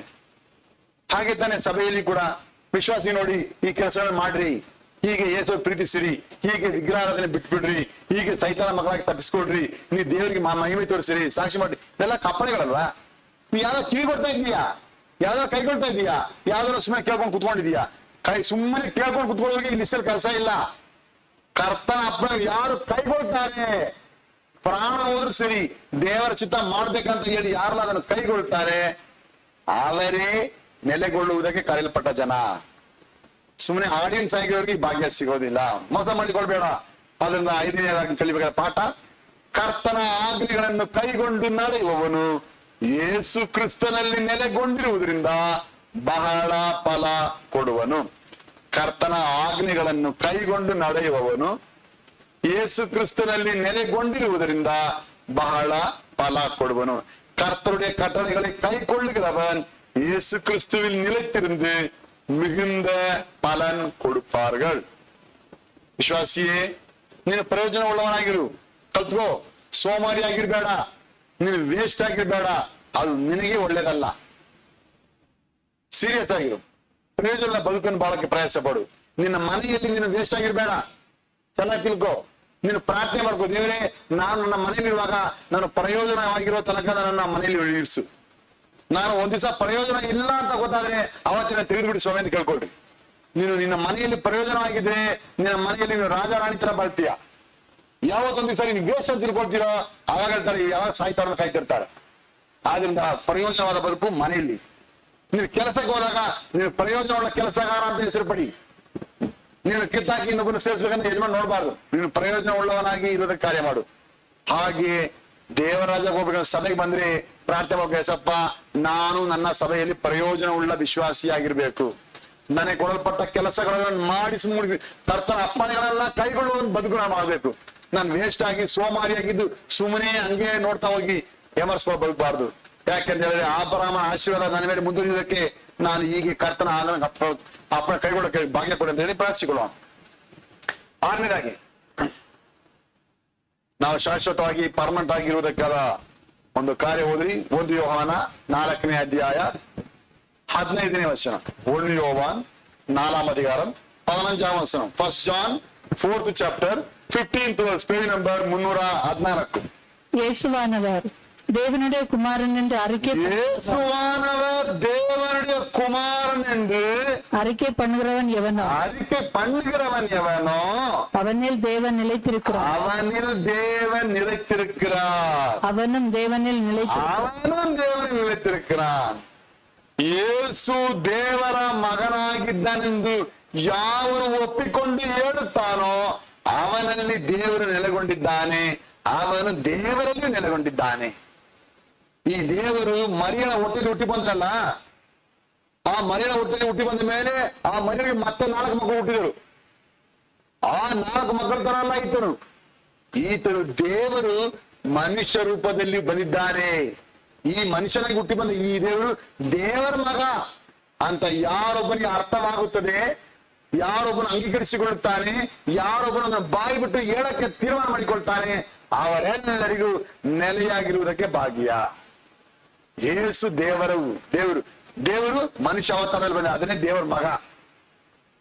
ದೇವರು ಬರುವಾಗ ಒಂದು ಲೇಡೀಸ್ ಆಗಿ ಬರ್ಲಿಲ್ಲ, ಒಂದು ಹೆಣ್ಣು ಹುಡುಗಿಯಾಗಿ ಬರಲಿಲ್ಲ, ಗಂಡು ಹುಡುಗನಾಗಿ ಬಂದರು. ಯಾಕೆಂದ್ರೆ ದೇವರು ಹೇಳಿದ ಕಾರ್ಯ ಪಾಪ ಪರಿಹಾರ ಮಾಡಬೇಕಾದ ಕುರಿ ಏನಾಗಿರ್ಬೇಕು, ಒಂದು ಗಂಡು ಕುರಿ ಆಗಿರ್ಬೇಕು, ಅದು ಹೆಣ್ಣು ಕುರಿ ಆಗಿರಬಾರ್ದು. ಆದ್ರಿಂದಲೇ ನಮ್ಮ ಪಾಪಗಳ ಹೊತ್ತು ತೀರಿಸುವಂತೆ ಈ ದೇವರು ಒಂದು ಪುರುಷನಾಗಿ ಅವತರಿಸಿ ಬಂದರು. ಆದ್ರಿಂದ ಆತನು ಬಂದ ಈ ಮನುಷ್ಯದಲ್ಲಿ ಕಂಡು ಬಂದ ಈ ಮನುಷ್ಯ ಕಂಡು ಈ ಯೇಸುವೆ ದೇವರ ಮಗ ಎಂದು ಒಪ್ಪಿಕೊಳ್ಳಕ್ಕೆ ಕಲ್ತ್ಕೊಳ್ಬೇಕು. ಅದನ್ನ ಅರ್ಥ ಮಾಡಿಕೊಳ್ಳಬೇಕು, ಅದನ್ನ ಅಂಗೀಕರಿಸಬೇಕು. ಹೀಗೆ ಒಪ್ಪಿಕೊಳ್ಳಕ್ಕೆ ಯಾರಿಗೆಲ್ಲ ಸಾಧ್ಯವಾಗುತ್ತದೆ ಅವರಿಗೆ ನೆಲೆಯಾಗಿರುವುದಕ್ಕೆ ಭಾಗ್ಯ. ಅವರು ಎಂದಿಗೂ ಅಳೆದು ಹೋಗೋದಿಲ್ಲ, ಅವ್ರು ನಿತ್ಯ ರಾಜ್ಯಕ್ಕೆ ಸೇರಿಕೊಳ್ತಾರೆ. ಯಾಕಂತ ಹೇಳಿದ್ರೆ ಅವ್ರು ನಂಬುತ್ತಾರೆ ಯೇಸು ದೇವರ ಮಗ, ಕಣ್ಣಿಗೆ ಕಾಣಿಸೋ ದೇವರು. ಎಲ್ಲೆಲ್ಲಿ ಪ್ರಸಂಗ ಮಾಡ್ತಾರೆ, ಎಲ್ಲೆಲ್ಲಿ ಸುವಾರ್ತೆ ಹೇಳ್ತಾರೆ, ಅದನ್ನು ಹೇಳುವಾಗ ತಂದೆಯಾದ ದೇವರಿಂದಲೂ ಕರ್ತನಾದ ಯೇಸು ಕ್ರಿಸ್ತರಿಂದಲೂ ನಿಮಗೆ ಶುಭವು ಶಾಂತಿ ಉಂಟಾಗಲಿ ಅಂತ ಹೇಳ್ತಾರೆ. 2 ಪದ ಸೇರಿಸಿ ಹೇಳ್ತಾರೆ. ಯಾಕೆ ದೇವರಿಂದಲೂ, ಯಾಕೆ ಕರ್ತನ ಯೇಸು ಕ್ರಿಸ್ತರಿಂದಲೂ? ಇವ್ರು ಹೇಳ್ತಿರು ಯಾರಿಗೆ? ಇಸ್ರಾಯೇಲರಿಗೆ. ಇಸ್ರಾಯೇಲರು ದೇವರಿಗೆ ಪಡೆದಿದ್ದಾರೆ, ತಂದೆಯಾಗಿ ಪಡೆದಿದ್ದಾರೆ. ಈ ತಂದೆಯ ದೇವರು ಅವ್ರಿಗೆ ಕಣ್ಣಿಗೆ ಕಾಣಿಸಲ್ಲ. ಆತ್ಮಸ್ವರೂಪನ ದೇವರನ್ನು ಅವ್ರು ನೋಡಿಲ್ಲ, ತಿಳಿದಿಲ್ಲ, ತಿಳ್ಕೊಳಕ್ಕಾಗಲ್ಲ. ಆದ್ರೆ ಆತನ ಇದ್ದಾಂತ ಮಾತಾಡ್ತಾರೆ. ಆದ್ರಿಂದ ಕಣ್ಣಿಗೆ ಕಾಣದ ಅದೃಶ್ಯವಾದ ಈ ದೇವರೇ ಒಂದು ಸಲ ಕಣ್ಣಿಗೆ ಕಾಣಿಸುವಂತೆ ಮನುಷ್ಯ ರೂಪದಲ್ಲಿ ಬಂದರು. ಹಾಗೆ ಬರುವಾಗ ಆತನಿಗೆ ಕರ್ತನಾದ ಯೇಸು ಕ್ರಿಸ್ತನ ಹೆಸರು ಕೊಡಲ್ಪಟ್ಟಿತ್ತು. ಆತನ ಮೂಲಕವೇ ನಮಗೆ ರಕ್ಷಣೆ ಆಯಿತು. ಹಾಗೆ ಈ ಕಣ್ಣಿಗೆ ಕಾಣದ ಈ ದೇವರನ್ನೇ ನಾವೆಲ್ಲರೂ ಕಾಣುವಂತೆ ಮನುಷ್ಯ ರೂಪದಲ್ಲಿ ಬಂದರು. ಹಾಗೆ ಬರುವಾಗ ಆತನನ್ನು ದೇವರ ಮಗ ಅಂತ ಕರೀಬೇಕು ಅಂತ ನಂಬಬೇಕೆಂದು ಕಲಿಸಿಕೊಟ್ರು. ಇದನ್ನು ಯಾರೆಲ್ಲ ಒಪ್ಪಿಕೊಳ್ಳುತ್ತಾರೆ, ಯಾರೆಲ್ಲ ಅಂಗೀಕರಿಸಿಕೊಳ್ಳುತ್ತಾರೆ ಅವನು ನೆಲೆಯವನು. ಅವನು ಪರ್ಮನೆಂಟ್. ಯೇಸು ದೇವರ ಮಗ, ಅದು ಮನುಷ್ಯ ಅಲ್ಲ, ದೇವರೇ ಸ್ವತಃ ಮನುಷ್ಯಧಾರಿಯಾಗಿ ಬಂದಿದ್ದಾರೆ. ಹಾಗೆ ಬಂದು ನಾನು ರಕ್ಷಿಸಿ ನನಗೆ ಜೀವ ಕೊಟ್ಟು ನನ್ನನ್ನು ಶುದ್ಧಿಪಡಿಸಿ ದೇವರ ಮಗನಾಗಿ ನನ್ನ ಮಾರ್ಪಡಿಸಿದ್ದಾರೆ. ಎಂತ ಭಾಗ್ಯ! ಇದನ್ನು ಯಾರೆಲ್ಲ ಒಪ್ಕೊಳಕ್ಕಾಗುತ್ತೆ? ಎಷ್ಟು ಅಪಾಸ ಇದು ಒಪ್ಕೊಳ್ಳಲ್ಲ, ಅಂಗೀಕರಿಸ್ಕೊಳ್ಳಲ್ಲ. ಈ ದೇವರ ಮಗ ಅಂದ್ರೆ ಅವನೇ ನೆನೆಸ್ಕೊಳ್ತಾರೆ, ಗೊತ್ತಾ? ಕನ್ಫ್ಯೂಸ್ ಮಾಡ್ಕೊಳ್ತಾರೆ. ನನಗೊಂದು ಮಗ ಇದ್ದಾನಲ್ಲ, ನನ್ನ ಹೆಂಡತಿಗೆ ಹುಟ್ಟಿದವನು, ಆ ನೆನೆಸ್ಕೊಳ್ತಾರೆ. ಹಾಗಾದ್ರೆ ಯೇಸು ಸ್ವಾಮಿ ಯಾರೋ ಒಬ್ರಿಗೆ ಹುಟ್ಟಿದ್ದಾರೆ, ಹಾಗಾದ್ರೆ ಪರಲೋಕದ ಅವ್ರ ಹೆಂಡತಿ ಯಾರು? ಕತ್ತಲಿಗೆ ಪಾಪ ಮರಿಯಳು ಬಂದ್ಬಿಟ್ಟು ಪರಲೋಕದ ರಾಣಿ ಅಂತ ಹೇಳ್ಕೊಳ್ತಾರೆ. ಯಾಕಪ್ಪ ಹೇಳ್ತೀರ ಅಂತ ಹೇಳಿದ್ರೆ ಅವ್ರಿಗೆ ತಾನೇ ಹುಟ್ಟಿದ್ದು. ಅಂದ್ರೆ ಕನ್ಫ್ಯೂಷನ್ ನೋಡಿ ಸೈತಾನ್ ಹಿಂಗೆಲ್ಲ ಮಾಡ್ತಾನೆ. ಅಂದ್ರೆ ಅವರ ಮಾತಿನ ಪ್ರಕಾರ ದೇವರಿಗೂ ಮರಿಗಳಿಗೂ ಸಂಬಂಧದಲ್ಲಿ ಹುಟ್ಟಿದ ಹಾಗೆ ಮಾತಾಡ್ತಾರೆ. ಎಷ್ಟು ಮೋಸ, ಎಷ್ಟು ಕೇವಲವಾದ ನಂಬಿಕೆ. ಅದಂಗಲ್ಲ. ದೇವರ ಮಗ ಅಂದ್ರೆ ದೇವರೇ ಮನುಷ್ಯ ಅವತಾರದಲ್ಲಿ ಕಾಣಿಸುವಂತೆ ಕಂಡು ಬಂದದ್ದೇ ದೇವರ ಮಗ. ಈ ದೇವರೇ ಮನುಷ್ಯನಾಗಿ ತೋರ್ಪಡಿಸಲ್ಪಟ್ಟನು. ಅಂದ್ರೆ ಕಣ್ಣಿಗೆ ಕಾಣಿಸದೇ ಇರುವಾಗ ಆತನ ದೇವರಂತಲೂ, ಕಣ್ಣಿಗೆ ಕಾಣಿಸುವನಾಗಿ ಕರೆಯಲ್ಪಟ್ಟಾಗ ಆತನ ಕರ್ತನಾದ ಯೇಸು ಕ್ರಿಸ್ತನಂತಲೂ ನಾವು ಕರಿಬೇಕು. ಆದ್ರಿಂದಲೇ ಅಪೊಸ್ತಲರು ಯಾವಾಗಲೂ ಈ ಪದವನ್ನು ಮತ್ತೆ ಮತ್ತೆ ಹೇಳ್ತಾರೆ, ತಂದೆಯಾದ ದೇವರಿಂದಲೂ ಕರ್ತನಾದ ಯೇಸು ಕ್ರಿಸ್ತರಿಂದಲೂ ಶುಭವು ಕೃಪೆಯನ್ನು ನಿಮಗೆ ಉಂಟಾಗಲಿ. ಕಣ್ಣಿಗೆ ಕಾಣಿಸದೇ ಇರುವ ದೇವರು ಕಣ್ಣಿಗೆ ಕಾಣಿಸುವಂತೆ ನಮಗೆ ಪ್ರತ್ಯಕ್ಷನಾದಕ್ಕಾಗಿ ಅವರಿಂದ ನಿಮಗೆ ಕೃಪೆ ಸಾಧ್ಯ ಉಂಟಾಗಬೇಕು. ಈ ದೇವರು ಕಾಣಿಸಿಕೊಳ್ಳುವಂತೆ ದೇವರ ಮಗನೆಂಬ ಹೆಸರುಳ್ಳವನಾಗಿ ನಮ್ಮಲ್ಲಿ ಕಂಡು ಬಂದನು. ಇದನ್ನು ಯಾರಿಗೆಲ್ಲ ಒಪ್ಪಿಕೊಳ್ಳೋದಕ್ಕೆ, ಯಾರಿಗೆಲ್ಲ ಅಂಗೀಕರಿಸಿಕೊಳ್ಳಕ್ಕೆ, ಯಾರಿಗೆಲ್ಲ ಇದನ್ನು ಅರಿಕೆ ಮಾಡೋದಕ್ಕೆ ಭಾಗ್ಯ ಸಿಕ್ಕಿದೋ ಅವರು ಪರ್ಮನೆಂಟ್ ಆಗಿದ್ದಾರೆ. ಯಾಕಂದ್ರೆ ಅವರಲ್ಲಿ ಯೇಸು ನೆಲೆಗೊಳ್ಳುತ್ತಾರೆ, ಅವನು ಯೇಸುವಿನಲ್ಲಿಯೂ ನೆಲೆಗೊಳ್ಳೋಕೆ ಭಾಗ್ಯ ಪಡಿತಾನೆ. ಹಾಗಾಗಿ ಕಲಿಯುವ 6ನೇ ಪಾಠ, ಯೇಸು ದೇವರ ಮಗನಾಗಿದ್ದಾನೆಂದು ಒಪ್ಪಿಕೊಳ್ಳುವವನು ದೇವರಲ್ಲಿ ನೆಲೆಗೊಂಡಿರುವುದರಿಂದ ಬಹಳ ಫಲ ಕೊಡುವನು. ಯೇಸು ದೇವರ ಮಗನಾಗಿದ್ದಾನೆಂದು ಒಪ್ಪಿಕೊಳ್ಳುವವನು ದೇವರಲ್ಲಿ ನೆಲೆಗೊಂಡಿರುವುದರಿಂದ ಬಹಳ ಫಲ ಕೊಡುವನು. இயேசுவானவர் தேவனுடைய குமாரன் என்று அறிக்கை பண்ணுகிறவனில் தேவன் நிலைத்திருப்பதால் மிகுந்த கனி கொடுப்பான். ಕೊನೆಯದಾಗಿ ನಾವು ನೆಲೆಗೊಳ್ಳುವುದಕ್ಕೆ ಕೊನೆಯ ಒಂದು ಅವಕಾಶ ಏರ್ಪಟ್ಟಿದೆ. ಆ ವಾಕ್ಯ ಓದಿ. 1 ಯೋಹಾನ 4ನೇ ಅಧ್ಯಾಯ 16ನೇ ವಚನ. 1 யோவான் 4ஆம் அதிகாரம் 16ஆம் வசனம். 1 John 4th chapter 16th verse, page number 314. தேவன் நம்மேல் வைத்திருக்கிற அன்பை நாம் அறிந்து விசுவாசித்திருக்கிறோம். தேவன் நம்மேல் வைத்திருக்கிற அன்பை நம்ம விசுவாசிக்கிறோம். தேவன் அன்பாகவே இருக்கிறார். தேவன் அன்பாகவே இருக்கிறார். அன்பில் நிலைத்திருக்கிறவன் தேவனில் நிலைத்திருக்கிறார். அன்பில் நிலைத்திருக்கிறவன் தேவனில் நிலைத்திருக்கிறான். தேவனும் அவனில் நிலைத்திருக்கிறார். ದೇವನು ಅವನಲ್ಲಿ ನಿಲ್ಲಿಸಿರುತ್ತಾರ್. ದೇವರು ನಮ್ಮಲ್ಲಿಟ್ಟಿರುವ ಪ್ರೀತಿಯನ್ನು ನಾವು ತಿಳ್ಕೊಂಡಿದ್ದೇವೆ, ಅದನ್ನು ನಂಬಿದ್ದೇವೆ. ದೇವರು ಪ್ರೀತಿ ಸ್ವರೂಪಿ. ಪ್ರೀತಿಯಲ್ಲಿ ನೆಲೆಗೊಂಡಿರುವವನು ದೇವರಲ್ಲಿ ನೆಲೆಗೊಂಡಿದ್ದಾನೆ, ದೇವರು ಅವನಲ್ಲಿ ನೆಲೆಗೊಂಡಿದ್ದಾನೆ. ಏಳನೇದಾಗಿ ನೀನು ಪರ್ಮನೆಂಟ್ ಆಗುವುದಕ್ಕೆ ದಾರಿ, ನಿನ್ನ ಲೈಫ್ ನೀನು ಪ್ರೀತಿ ಮಾಡಬೇಕಾದ ವ್ಯಕ್ತಿ ಯಾರು? ಅದನ್ನ ಪ್ರೀತಿ ಮಾಡಿ ಕಲ್ಕೊಂಡ್ಬಿಟ್ರೆ ನೀನು ಪರ್ಮನೆಂಟ್ ಆಗ್ಬಿಡ್ತೀಯ. ಕೇಳಿದೆ, ಇಸ್ರಾಯೇಲೇ ಕೇಳು, ನಿನ್ನ ದೇವರ ಕರ್ತನು ಒಬ್ಬನೇ ದೇವರು, ಆದ್ರಿಂದ ಆತನನ್ನು ನಿನ್ನ ಪೂರ್ಣ ಹೃದಯದಿಂದ, ಪೂರ್ಣ ಪ್ರಾಣದಿಂದ, ಪೂರ್ಣ ಶಕ್ತಿಯಿಂದ, ಪೂರ್ಣ ಮನಸ್ಸಿನಿಂದ ಏನ್ ಮಾಡು? ಪ್ರೀತಿ ಮಾಡು. 100%. 50 ಯೇಸು ಸ್ವಾಮಿಗೆ 50 ಅವ್ರಿಗಲ್ಲ, 90 ಯೇಸು ಸ್ವಾಮಿಗೆ 10 ಇವ್ರಿಗಲ್ಲ, ಟೋಟಲ್ ಆಗಿ ಅವ್ರಿಗೆ ಪ್ರೀತಿಸಬೇಕು ತೀರ್ಮಾನಿಸಿದಾಗ ಅದ್ರಲ್ಲಿ ಬೇರೆ ಯಾರು ಭಾಗ ಇಲ್ಲ. ಅಪ್ಪಗೂ ಇಲ್ಲ, ಅಮ್ಮಗೂ ಇಲ್ಲ, ಹೆಂಡತಿಗಿಲ್ಲ, ಗಂಡನಿಗಿಲ್ಲ, ಮಕ್ಕಳು ಯಾರ್ಯಾರಿಗೂ ಇಲ್ಲ. 100% ಪ್ರೀತಿಸೋದಕ್ಕೆ ಒಂದೇ ಒಂದು ವ್ಯಕ್ತಿ, ಅದು ಯೇಸು ಸ್ವಾಮಿ ಮಾತ್ರ. ಯೇಸು ಸ್ವಾಮಿಗಿಂತ ಮುಖ್ಯ ನನಗೆ ಬೇರೆ ಯಾರು ಇಲ್ಲ. ಆ ರೀತಿ ತೀರ್ಮಾನ ಬರ್ಬೇಕಾದ್ರೆ ಹಾಗೆ ಪ್ರೀತಿ ಸ್ವರೂಪ ದೇವರು ಪ್ರೀತಿಸೋಕೆ ನಿಮಗೆ ತಿಳುವಳಿಕೆ ಬರಬೇಕು. ಇವತ್ತು ಎಷ್ಟೋ ಮಕ್ಕಳು ಯೇಸು ಸ್ವಾಮಿಯಿಂದ ಅಗಲಿ ಹೋಗುದು ಕಾರಣ ಅಂತ ಯೇಸು ಸ್ವಾಮಿಗಿಂತ ಕೆಲವ್ರನ್ನ ಹೆಚ್ಚಾಗಿ ಪ್ರೀತಿಸುವುದೇ ಸಮಸ್ಯೆ. ಯೇಸು ಸ್ವಾಮಿಗಿಂತ ಹೆಚ್ಚಾಗಿ ಕೆಲವರು ಯಾಕೆ ವ್ಯಭಿಚಾರದಿಂದ ಹೊರಗೆ ಬರಕ್ಕೆ ಆಗ್ತಾ ಇಲ್ಲ? ಅವರಿಗೆ ಪಾಪವನ್ನು ಪ್ರೀತಿಸಿದ್ದಾರೆ, ಅದನ್ನು ಹೊರಗೆ ಬರಕ್ಕಾಗಲ್ಲ. ಎಷ್ಟು ಪ್ರಯತ್ನ ಪಟ್ಟು ಆ ಒಂದು ಅಪಾಯದಲ್ಲಿದ್ದಾರೆ. ಯಾಕಂದ್ರೆ ಯೇಸುವಿನ ಪ್ರೀತಿ ಅರ್ಥವಾಗ್ತಾ ಇಲ್ಲ. ಇದು ನೀವು ನೆಲೆಗೊಳ್ಳಬೇಕಾದ ಒಂದೇ ದಾರಿ ಏನು? ನಾವು ದೇವರು ನಮ್ಮಲ್ಲಿಟ್ಟಿರುವ ಪ್ರೀತಿ ನಾವು ತಿಳ್ಕೊಂಡಿದ್ದೇವೆ, ಅದನ್ನು ನಂಬಿದ್ದೇವೆ. ದೇವರು ಪ್ರೀತಿ ಸ್ವರೂಪಿಯು, ಪ್ರೀತಿಯಲ್ಲಿ ನೆಲೆಗೊಂಡಿರುವವನು ದೇವರು ನೆಲೆಗೊಂಡಿದ್ದಾನೆ. ನನ್ನನ್ನು ಹೇಗೆ ಪ್ರೀತಿಸಿದ ದೇವರು ಬೇರೆ ಯಾರು ಅಲ್ಲ, ಯೇಸು ಸ್ವಾಮಿ ಮಾತ್ರ. ಹಾಗಾದ್ರೆ ನಾನು ಪ್ರೀತಿಸಬೇಕಾದ ಯೇಸು ಸ್ವಾಮಿಯನ್ನು. ಯೇಸು ಸ್ವಾಮಿ ಅಲ್ಲದೆ ಪ್ರೀತಿಸಕ್ಕೆ ಬೇರೆ ಯಾರು ಇಲ್ಲ. ಅದನ್ನ ನಾನು ಸಂಪೂರ್ಣ ಹೃದಯದಿಂದ ಯೇಸು ಸ್ವಾಮಿಗೆ ಪ್ರೀತಿಸುತ್ತೇನೆ ತೀರ್ಮಾನ ಮಾಡಿದರೆ ನಿನಗೆ ದೇವರಲ್ಲಿ ನೆಲೆಗೊಳ್ಳುವ ಭಾಗ್ಯ, ದೇವರು ನಿನ್ನಲ್ಲಿ ನೆಲೆಗೊಳ್ಳುವ ಭಾಗ್ಯ ನೀನು ಪರ್ಮನೆಂಟ್ ಆಗ್ಬಿಡ್ತೀಯ. ಅಬ್ರಹಾಮನ ಆಶೀರ್ವಾದ ನಿನ್ನ ಮೇಲೆ ಬಂದ್ಬಿಡ್ತದೆ. ಯಾಕಂದ್ರೆ ಅಬ್ರಹಾಮನ ಆಶೀರ್ವಾದ ಮೆಲ್ಕಿಜೆದೇಕನು ನಿರಂತರವಾಗಿರುವ ಆತನು. ಈ ಲೋಕದ ಮೇಲೆ ಆಸೆ ಇಟ್ಟು ಯಾವ್ದಾವ್ದನೋ ಪ್ರೀತಿಸಿ ಯಾವ್ದಾವ್ದನೋ ಇಷ್ಟಪಟ್ಟು ಏನೇನೋ ಮಾಡಿ ಕೊನೆಗೆ ಕಣ್ಣೀರು, ಅವಮಾನ, ದುಃಖ, ಬೇರೆ ಮಾತ್ರ ಉಳಿದಿದೆ.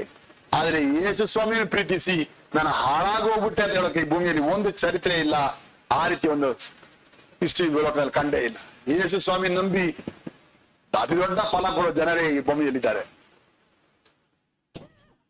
ಸೊ ಈ ಪ್ರೀತಿ ಹೆಂಗ್ ಬಂತು? ನೀನಾಗಿ ಟ್ರಯಲ್ ಮಾಡ್ಬೇಕಾಗಿಲ್ಲ, ದೇವರೇ ಅದನ್ನ ನಮ್ಮಲ್ಲಿ ಟ್ರಯಲ್ ತೋರಿಸಿದೆ. ಹೇಗೆ? ದೇವರು ನಮ್ಮಲ್ಲಿಟ್ಟಿರುವ ಪ್ರೀತಿಯನ್ನು ನಾವು ತಿಳ್ಕೊಂಡಿದ್ದೇವೆ. ಏನ್ ಪ್ರೀತಿ? ನನಗಾಗಿ ಸಾಯುವುದಕ್ಕೆ ಈ ಭೂಮಿಯಲ್ಲಿ ಯಾರು ಮಾತ್ರ ಇದ್ರು? ಯೇಸು ಸ್ವಾಮಿ ಮಾತ್ರ. ನನಗಾಗಿ ಪ್ರಾಣ ಕೊಡೋಕೆ ಬೇರೆ ಯಾರು ಈ ಭೂಮಿ ಇಲ್ಲ, ಯಾರು ಸಾಧ್ಯವೇ ಇಲ್ಲ. ಹಾಗಾದ್ರೆ ನನ್ನನ್ನು ಈ ಭೂಮಿಯಲ್ಲಿ ಪ್ರೀತಿಸುವ ಯೇಸು ಸ್ವಾಮಿ ಮಾತ್ರವೇ. ಹೀಗೆ ಪ್ರೀತಿ ಇದ್ದೇಗಾಗಿ ನಾನು ಕೂಡ ಆತನ ಪ್ರೀತಿಸ್ತೇನೆ. ಯೇಸು ಸ್ವಾಮಿ ಹೇಳಿದ್ರೆ ಪ್ರೀತಿಸೋಕೆ ದೊಡ್ಡದಾಗಿ ಹೇಳೋಕೆ ಹೆಚ್ಚಳ ಪಡಕ್ಕೆ ಬೇರೆ ಯಾರು ಇಲ್ಲ. ಯೇಸು ಸ್ವಾಮಿಯೇ ಅಂತ ಹೇಳಿ ಹಾಗೆ ಪ್ರೀತಿಸಿ ಆತ ನಂಬುವುದಕ್ಕೆ ಕಾರ್ಯ ಮಾಡಿದ್ರೆ ಅವನೇ ತನ್ನ ಮೇಲೆ ಪ್ರೀತಿ ಕೊಟ್ಟ ದೇವರನ್ನು ಪ್ರೀತಿಸುವನಾಗಿದ್ದಾನೆ. ಅವನಲ್ಲಿ ದೇವರು ನೆಲೆಗೊಂಡಿದ್ದಾರೆ, ಅವನು ಕೂಡ ದೇವರು ನೆಲೆಗೊಳ್ಳೋಕೆ ಭಾಗ್ಯ ಪಡಿದ್ದಾರೆ. ಇವ್ರು ಯಾಕೆ ಯಾವಾಗಲೂ ಏಸು ಏಸು ಏಸು ಏಸು ಏಸು ಏಸು ಅಂತ ಯಾವಾಗಲೂ ಇದೇ ಹೇಳ್ತಾರೆ? ಇದೇ ವಿಷಯ. ಇದನ್ನ ಬಿಟ್ಟು ಬೇರೆ ಮಾಡಬೇಡ, ಇದನ್ನ ಬಿಟ್ಟು ಬೇರೆ ಹೇಳ್ಬೇಡ, ಇದಕ್ಕಿಂತ ದೊಡ್ಡದಾಗಿ ಯಾವುದೂ ಇಲ್ಲ. ಯೇಸುವೇ ನಿಮಗೆ ಕೊನೆ ತನಕ. ಎಲ್ಲರೂ ಬಿಟ್ಟು ಹೋಗ್ಬೇಕು, ಎಲ್ಲರೂ ಬಿಟ್ಟು ಹೋಗ್ಬೇಕು. ಈ ಭೂಮಿಯಲ್ಲಿ ಯಾರು ಕೂಡ ಪರ್ಮನೆಂಟ್ ಇಲ್ಲ. ಎಲ್ಲರೂ ಕೂಡ ಸಾಯ್ಬೇಕು, ಎಲ್ಲರೂ ಈ ಲೋಕ ಬಿಟ್ಟು ಹೋಗ್ಬೇಕು, ಎಲ್ಲರೂ ಸಮಾಧಿ ಸೇರ್ಬೇಕು. ಯಾರು ತಪ್ಪಿಸಿಕೊಳ್ಳಕ್ಕೆ ದಾರಿ ಇಲ್ಲ, ಯಾರಿಗೂ ಅವಕಾಶ ಇಲ್ಲ. ಅದನ್ನ ಯಾರ್ಯಾರ ಮೇಲೆ ಪ್ರೀತಿ ಇಟ್ಟಿರ್ತೀರಾ, ಒಂದ್ ದಿವಸ ಅವ್ರು ಇಲ್ಲದೆ ಹೋಗ್ಬಿಟ್ಟು ಏನ್ ಮಾಡ್ತೀರಾ? ಹಳೆ ಕಾಲದಲ್ಲಿ ಈ ಬ್ರಿಟಿಷರು ಬರುವಾಗ ನಮ್ಮ ಇಂಡಿಯಾದಲ್ಲಿ ಒಂದು ಸೈದಿತ್ತು. ಏನು? ಸತಿ ಪದ್ಧತಿ ಅಂತ ಇತ್ತು. ಗಂಡ ಸತ್ತೋದ್ರೆ ಗಂಡನ ಮಣ್ಣಲ್ಲಿ ಹೋಗುವಾಗ ಏನ್ ಮಾಡ್ತಾ ಆಗುತ್ತಾ? ಆ ಬೆಂಕಿಯಲ್ಲಿ ಯಾರು ಮಾಡ್ತಾ ಬಿಡ್ತಿದ್ರು? ಅಮ್ಮ ನೀನು ಕೂಡ ನಿನ್ನ ಗಂಡ ಹೋಗಂತ ತಲ್ಬಿಡ್ತಾ ಇದ್ರು. ಏನ್ ಮಾಡಿದ್ರು? ಇಂಡಿಯಾ ದೇಶಕ್ಕೆ ಬಂದ ಮಿಷನರಿಗಳು ಜನರೇ ಮೂರ್ಖೆ ಹಂಗ ಮಾಡ್ಬೇಡ್ರಿ, ಗಂಡ ಸತ್ತೋದ ಹೆಂಡತಿಗಳ ಜೊತೆಗೆ ಸಾಯಬಾರ್ದು ಅಂತ ಹೇಳಿ ಇಂಡಿಯಾ ದೇಶಕ್ಕೆ ಬಂದ ಮಿಷನರಿಗಳು ಸುವಾರ್ತೆ ಸಾರಿದರು. ನಿಮ್ಗೆ ತಲೆ ಕೆಟ್ಟೋಗಿದೆ. ಯಾರನ್ನು ಕೊಲ್ಲುವುದಕ್ಕೆ ನಿಮ್ಗೆ ಅಧಿಕಾರವಿಲ್ಲ, ಯಾರಿಗೂ ಜೀವ ಕೊಡೋಕೆ ನಿಮ್ಗೆ ಅಧಿಕಾರ ಇಲ್ಲ, ಆದ್ರಿಂದ ಯಾರನ್ನು ಕೊಲ್ಲುವುದಕ್ಕೆ ನಿಮ್ಗೆ ಅಧಿಕಾರ ಇಲ್ಲ ಅಂತ ಹೇಳಿ ಮಿಷನರಿಗಳಿಗೆ ಬುದ್ಧಿ ಹೇಳಿ ಕೊಟ್ರು. ಇದನ್ನೆಲ್ಲ ಹೇಳುವಾಗ ಇಂಡಿಯಾದಲ್ಲಿದ್ದ ರಾಜಾ ರಾಮ್ ಮೋಹನ್ ರಾಯ್ ಅವ್ರಿಗೆ ತುಂಬಾ ಇಷ್ಟ ಆಯ್ತು. ಇದು ಸೂಪರ್ ಆಗಿದೆಯಲ್ಲ ಅಂತ ಹೇಳಿ ಅವರು ತಮ್ಮ ನಂಬಿಕೆಯನ್ನು ಏರ್ಪಡಿಸಿಕೊಂಡು ಇನ್ನು ಮೇಲೆ ಇದಕ್ಕಾಗಿ ನಾನು ಹೋರಾಡ್ತೀನಿ ಅಂತ ಹೇಳಿ ಅದಕ್ಕಾಗಿ ಹೋರಾಟ ಮಾಡಿದ್ರು. ಇವ್ರು ನಿಲ್ಸ್ಕೊಂಡಿದ್ದಾರೆ, ಇವ್ರು ಮಾಡಿದ್ರಂತ. ನಾನು ಇಂಡಿಯಾ ದೇಶಕ್ಕೆ ಬಂದ ಮಿಷನರಿಗಳಿಗೆ ಉಪದೇಶ ಮಾಡಿದ್ದು. ಅವ್ರಿಗೆ ಇಷ್ಟನೇ ಇಲ್ಲ ಗಂಡ ಜೊತೆ ಸಾಯೋದಕ್ಕೆ, ಆದ್ರೆ ಅವರೇ ಬಲವಂತವಾಗಿ ದುಡ್ತಾ ಇದ್ರು. ಅದು ಕೊಲೆ ಮಾಡ್ತಾ ಇದ್ರು ಅಷ್ಟೇ ಹೊರತು. ಅಂತ ಪದ್ಧತಿಗಳು, ಬಾಲ್ಯ ವಿವಾಹ, ಏನೇನು ತಿರುಗುಗಳು, ಏನೆಲ್ಲಾ ಕಾರ್ಯಗಳು ಇಂಡಿಯಾದಲ್ಲಿ ಇತ್ತು ಗೊತ್ತಾ? ದೇವಜನರು ಈ ಇಂಡಿಯಾ ದೇಶಕ್ಕೆ ಬಂದು ಇಲ್ಲಿರುವ ಎಲ್ಲ ಅಂಧಕಾರಗಳನ್ನು ಹೋಗಲಾಡಿಸಿ ಇವತ್ತು ಮನುಷ್ಯರಾಗಿ ಬಟ್ಟೆ ಹಾಕಿಕೊಂಡು ಒಳ್ಳೆ ಒಂದು ನಾಗರಿಕತೆ ಬಾಳೋಕೆ ಸಹಾಯವಾಗಿದೆ. ಇದೆಲ್ಲ ಎಲ್ಲಿಂದ ಬಂದು ಗೊತ್ತಾ? ಹಿಂಗೆ ಬಂದು ಗೊತ್ತಾ? ದೇವರು ನಿನ್ನನ್ನು ಪ್ರೀತಿಸುತ್ತಾರೆ. ನಿನ್ನನ್ನು ಪ್ರೀತಿಸಿದಾಗ ಈ ಭೂಮಿಯಲ್ಲಿ ಬೇರೆ ಯಾರು ಪ್ರೀತಿಸಕ್ಕೆ ಒಬ್ಬರು ಇಲ್ಲ. ಯೇಸು ಸ್ವಾಮಿ ನಿನ್ನನ್ನು ಪ್ರೀತಿಸುವರು ಅಂತ ಹೇಳಿ ಸುವಾರ್ಥ ಸಾರಕ್ಕೆ ಇಲ್ಲಿ ಮಿಷನರಿಗೆ ಬಂದ್ರು. ಆ ಪ್ರೀತಿಯನ್ನು ಅರ್ಥ ಆಯ್ತು. ಓ, ನಮ್ಮನ್ನು ಇಷ್ಟು ಪ್ರೀತಿಸುವುದಕ್ಕೆ ಏನಂತ? ದೇವರು ನಮ್ಮಲ್ಲಿರುವ ಪ್ರೀತಿಯನ್ನು ನಾವು ತಿಳ್ಕೊಂಡಿದ್ದೇವೆ, ಅದನ್ನು ನಂಬುತ್ತಿದ್ದೇವೆ. ನೀನು ಈ ಭೂಮಿಯಲ್ಲಿ ಯೇಸು ಸ್ವಾಮಿ ಪ್ರೀತಿಸಿದಾಗೆ ಬೇರೆ ಯಾರು ಪ್ರೀತಿಸೋದಿಲ್ಲ. ಆದ್ರಿಂದ ನೀನು ಪ್ರೀತಿಸಬೇಕಾದ ಯೇಸು ಸ್ವಾಮಿ ಮಾತ್ರ ಅಂತ ಹೇಳಿ ಯೇಸುವಿನ ಪ್ರೀತಿಯಲ್ಲಿ ನೆಲೆಗೊಂಡ್ರೆ ನೀನು ಶಾಶ್ವತ. ಯೇಸು ಸ್ವಾಮಿ ನೆಲೆಗೊಂಡ್ರೆ ನೀನು ಶಾಶ್ವತ ಆಗುತ್ತೀಯಾ? ಹಾಗಾಗಿ ಕಲಿಬೇಕಾದ 7ನೇ ಪಾಠ, ಪ್ರೀತಿ ಸ್ವರೂಪಿಯಾದ ದೇವರನ್ನು ಎಂದೆಂದೂ ಪ್ರೀತಿಸುವವನು ದೇವರಲ್ಲಿ ನೆಲೆಗೊಂಡಿರುವುದರಿಂದ ಬಹಳ ಫಲ ಕೊಡುವನು. ಪ್ರೀತಿ ಸ್ವರೂಪಿಯಾದ ದೇವರನ್ನು ಎಂದೆಂದೂ ಪ್ರೀತಿಸುವವನು ದೇವರಲ್ಲಿ ನೆಲೆಗೊಂಡಿರುವುದರಿಂದ ಬಹಳ பல கொடுவனும். அன்பாகவே இருக்கிற தேவனை எப்பொழுது அன்பு கூறுகிறவன் தேவனில் நிலைத்திருப்பதால் மிகுந்த கனிகளை கொடுப்பான். ವಿಶ್ವಾಸಿಯೇ, ನೀವು ಕಲಿತುಕೊಳ್ಳಬೇಕಾದ ದೊಡ್ಡ ಪಾಠ. ಮಕ್ಕಳಾದ ಮೇಲೆ ಅವ್ರನ್ನ ಸ್ಕೂಲ್ ಸೇರಿಸ್ತೀವಿ, ಎಷ್ಟು ತನಕ? SLC ತನಕ. ಆಮೇಲೆ ಸ್ಕೂಲ್ ಅವರು ಓಡಿಸ್ಬಿಡ್ತಾರೆ, ಹೋಗಪ್ಪ ನೀನ್ ಫೇಲ್ ಆದ್ರೆ ಮನೇಲಿ ಪ್ರೈವೇಟ್ ಬರ್ಕೊಂಡು ಪಾಸ್ ಆಗಿ ಇಲ್ಲಿ ಬರ್ಬೇಡ ಅಂತ ಓಡಿಸ್ಬಿಡ್ತಾರೆ. ಕಾಲೇಜ್ ಹೋದ್ರೆ ಅಲ್ಲಿಯೂ ಅಷ್ಟೇ, ಸ್ವಲ್ಪ ದಿನ ಆದ್ಮೇಲೆ ಓಡಿಸ್ಬಿಡ್ತಾರೆ. ಆಮೇಲೆ ನೀನ್ ಆಸೆ ಪಟ್ರು ಮತ್ತೆ ಸ್ಕೂಲ್ ಕಾಲೇಜ್ ಓದಕ್ಕಾಗಲ್ಲ, ಅಲ್ಲಿ ಮುಗಿಯುತ್ತೆ. ಆಮೇಲೆ ಪ್ರೈವೇಟ್ ಆಗಿ ಎಲ್ಲ ಬೇಕಾ ಮಾಡ್ಕೊಂಡ್ರು ಅಷ್ಟೇ. ಹೀಗೆ ನಮ್ಮ ಓದು, ಈ ಪುಸ್ತಕ, ಈ ಬ್ಯಾಗು, ಈ ಪೆನ್ನು, ಈ ಪೇಪರು ಇದೆಲ್ಲ ಒಂದ್ ದಿವಸ ಮುಕ್ತಾಯವಾಗಿ ಸ್ಟಾಪ್ ಆಗ್ಬಿಡುತ್ತೆ.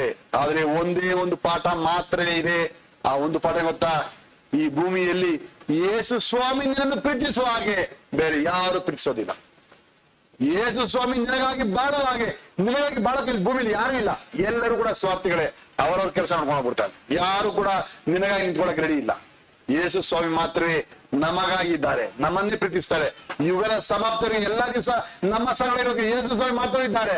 ಆದ್ರಿಂದ ನಿನಗೆ ಇದು ಅರ್ಥವಾಗ್ಬಿಟ್ಟು ನೀವೇನ್ ನೋಡ್ಬೇಕು, ಈ ಪ್ರೀತಿಯೇ ಆಗಿರುವ, ಪ್ರೀತಿ ಸ್ವರೂಪಿಯೇ ಆಗಿರುವ ಯೇಸು ಸ್ವಾಮಿ ಪ್ರೀತಿಸುವುದೇ ನಿನ್ನ ಬಾಳಾಗಿ ಮಾಡೋಕೆ ಬುದ್ಧಿವಂತನಾದ್ರೆ ನಿನಗೆ ಯೇಸು ಸ್ವಾಮಿ ನೆಲೆಗೊಳ್ಳುವುದಕ್ಕೂ, ಯೇಸು ಸ್ವಾಮಿ ನಿನ್ನಲ್ಲಿ ನೆಲೆಗೊಳ್ಳುವುದಕ್ಕೂ ನೀನು ಶಾಶ್ವತವಾಗಿ ಅಬ್ರಹಾಮನ ಆಶೀರ್ವಾದವನ್ನು ಕಾಪಾಡಿಕೊಳ್ಳೋಕೆ ನಿನಗೆ ಭಾಗ್ಯ ಸಿಗುತ್ತದೆ.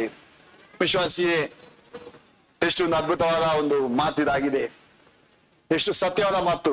ಈ ಲೋಕದಲ್ಲಿ ಸುಳ್ಳಾಗಿ, ಮೋಸವಾಗಿ ಏಮಾರಿಸುವ ಅನೇಕ ಪ್ರೀತಿಗಳ ನಡುವೆ ಸತ್ಯವಾದ ಪ್ರೀತಿ, ಅದೇ ಯೇಸುವಿನ ಪ್ರೀತಿ. ಆತನೇ ಪ್ರೀತಿ ಸ್ವರೂಪಿಯಾಗಿರುವವನು.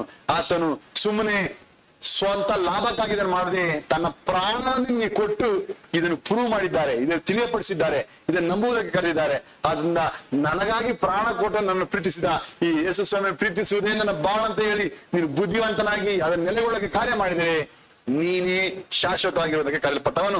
ಹಾಗಾಗಿ ನಾವು ಕೇಳಿದ ವಾಕ್ಯಗಳನ್ನು ಮತ್ತೊಂದು ಅವ್ರ ಜ್ಞಾಪಕಪಡಿಸ್ತೇನೆ.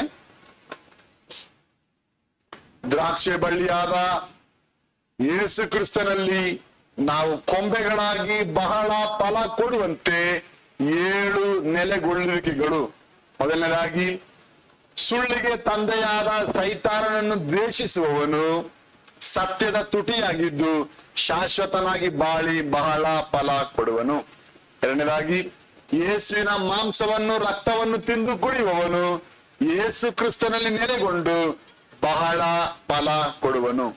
ಮೂರನೇದಾಗಿ, ಕರ್ತನ ಮಾತಾಗಿರುವ ಸಾರಲ್ಪಟ್ಟ ಸುವಾರ್ಥ ವಾಕ್ಯವು ಸದಾ ಕಾಲವು ನಮ್ಮಲ್ಲಿರುವುದರಿಂದ ಬಹಳ ಫಲ ಕೊಡುವರು.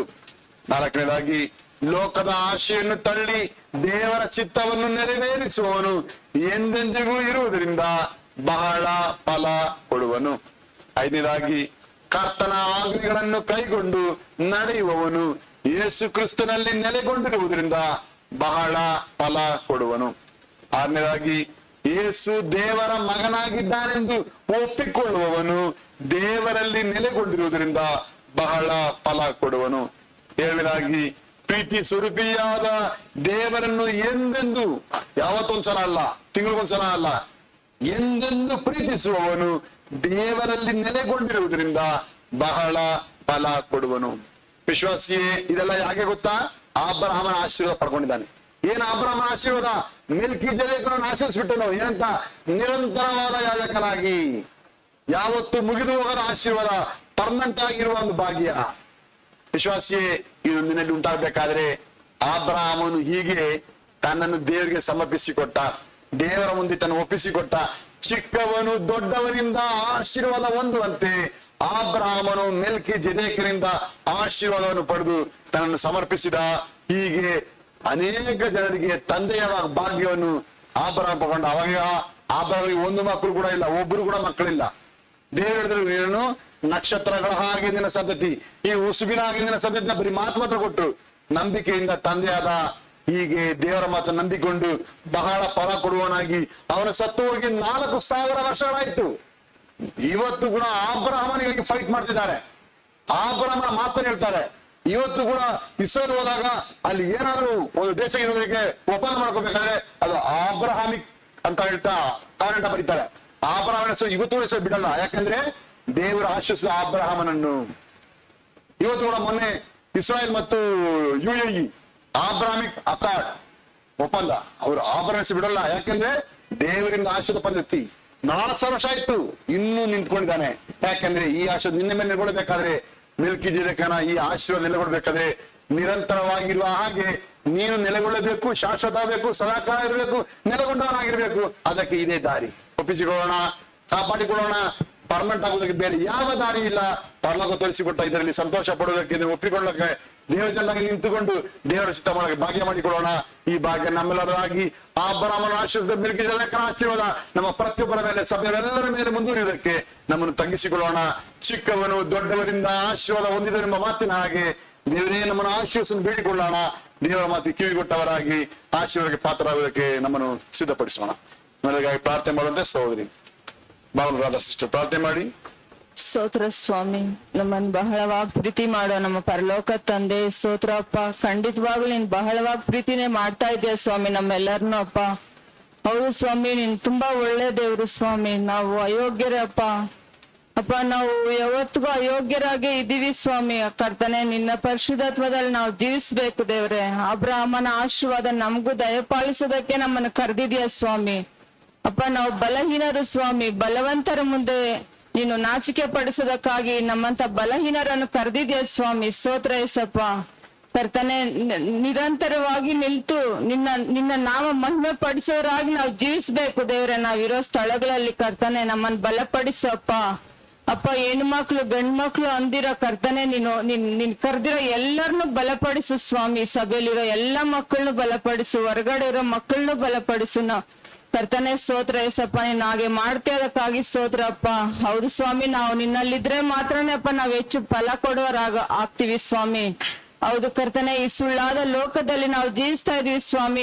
ನಿನ್ನ ಸತ್ಯದ ಒಂದು ಜ್ಞಾನವನ್ನು ನಮ್ಗೆ ದಯಪಾಲಿಸಿ ಪ್ರತಿನಿತ್ಯ ಅದ್ರ ತರವಾಗಿ ಜೀವಿಸೋದಕ್ಕೆ ನಮ್ಗೆ ಬಲ ಶಕ್ತಿ ಕೊಡ್ದೇವ್ರೆ. ಕೊಡ್ತೀವಿ ಅದಕ್ಕಾಗಿ ಸ್ತೋತ್ರ ಅಪ್ಪ. ನಾವು ಜಯಿಸ್ಬೇಕು ದೇವ್ರೆ. ಸುಳ್ಳನ್ನು ಜಯಿಸಿ ಸತ್ಯವಾಗಿ ಜೀವಿಸ್ಬೇಕು ದೇವ್ರೆ. ನಮ್ಗೆ ಆ ತರ ಒಂದು ಜ್ಞಾನ ವಿವೇಕದಿಂದ ನನ್ನ ಸಭೆಯವ್ರನ್ನು, ನನ್ನ ಎಲ್ಲಾ ಯವನಸ್ಥ ಮಕ್ಕಳನ್ನು, ಟೀನೇಜ್ ಮಕ್ಕಳನ್ನು, ಎಲ್ಲಾ ಸೇವಕರನ್ನ ಎಲ್ಲರನ್ನು ನೀನ್ ಮುಟ್ತೀಯ. ಅದಕ್ಕಾಗಿ ಸ್ತೋತ್ರ ಸ್ವಾಮಿ. ಸ್ತೋತ್ರ ಏಸಪ್ಪ.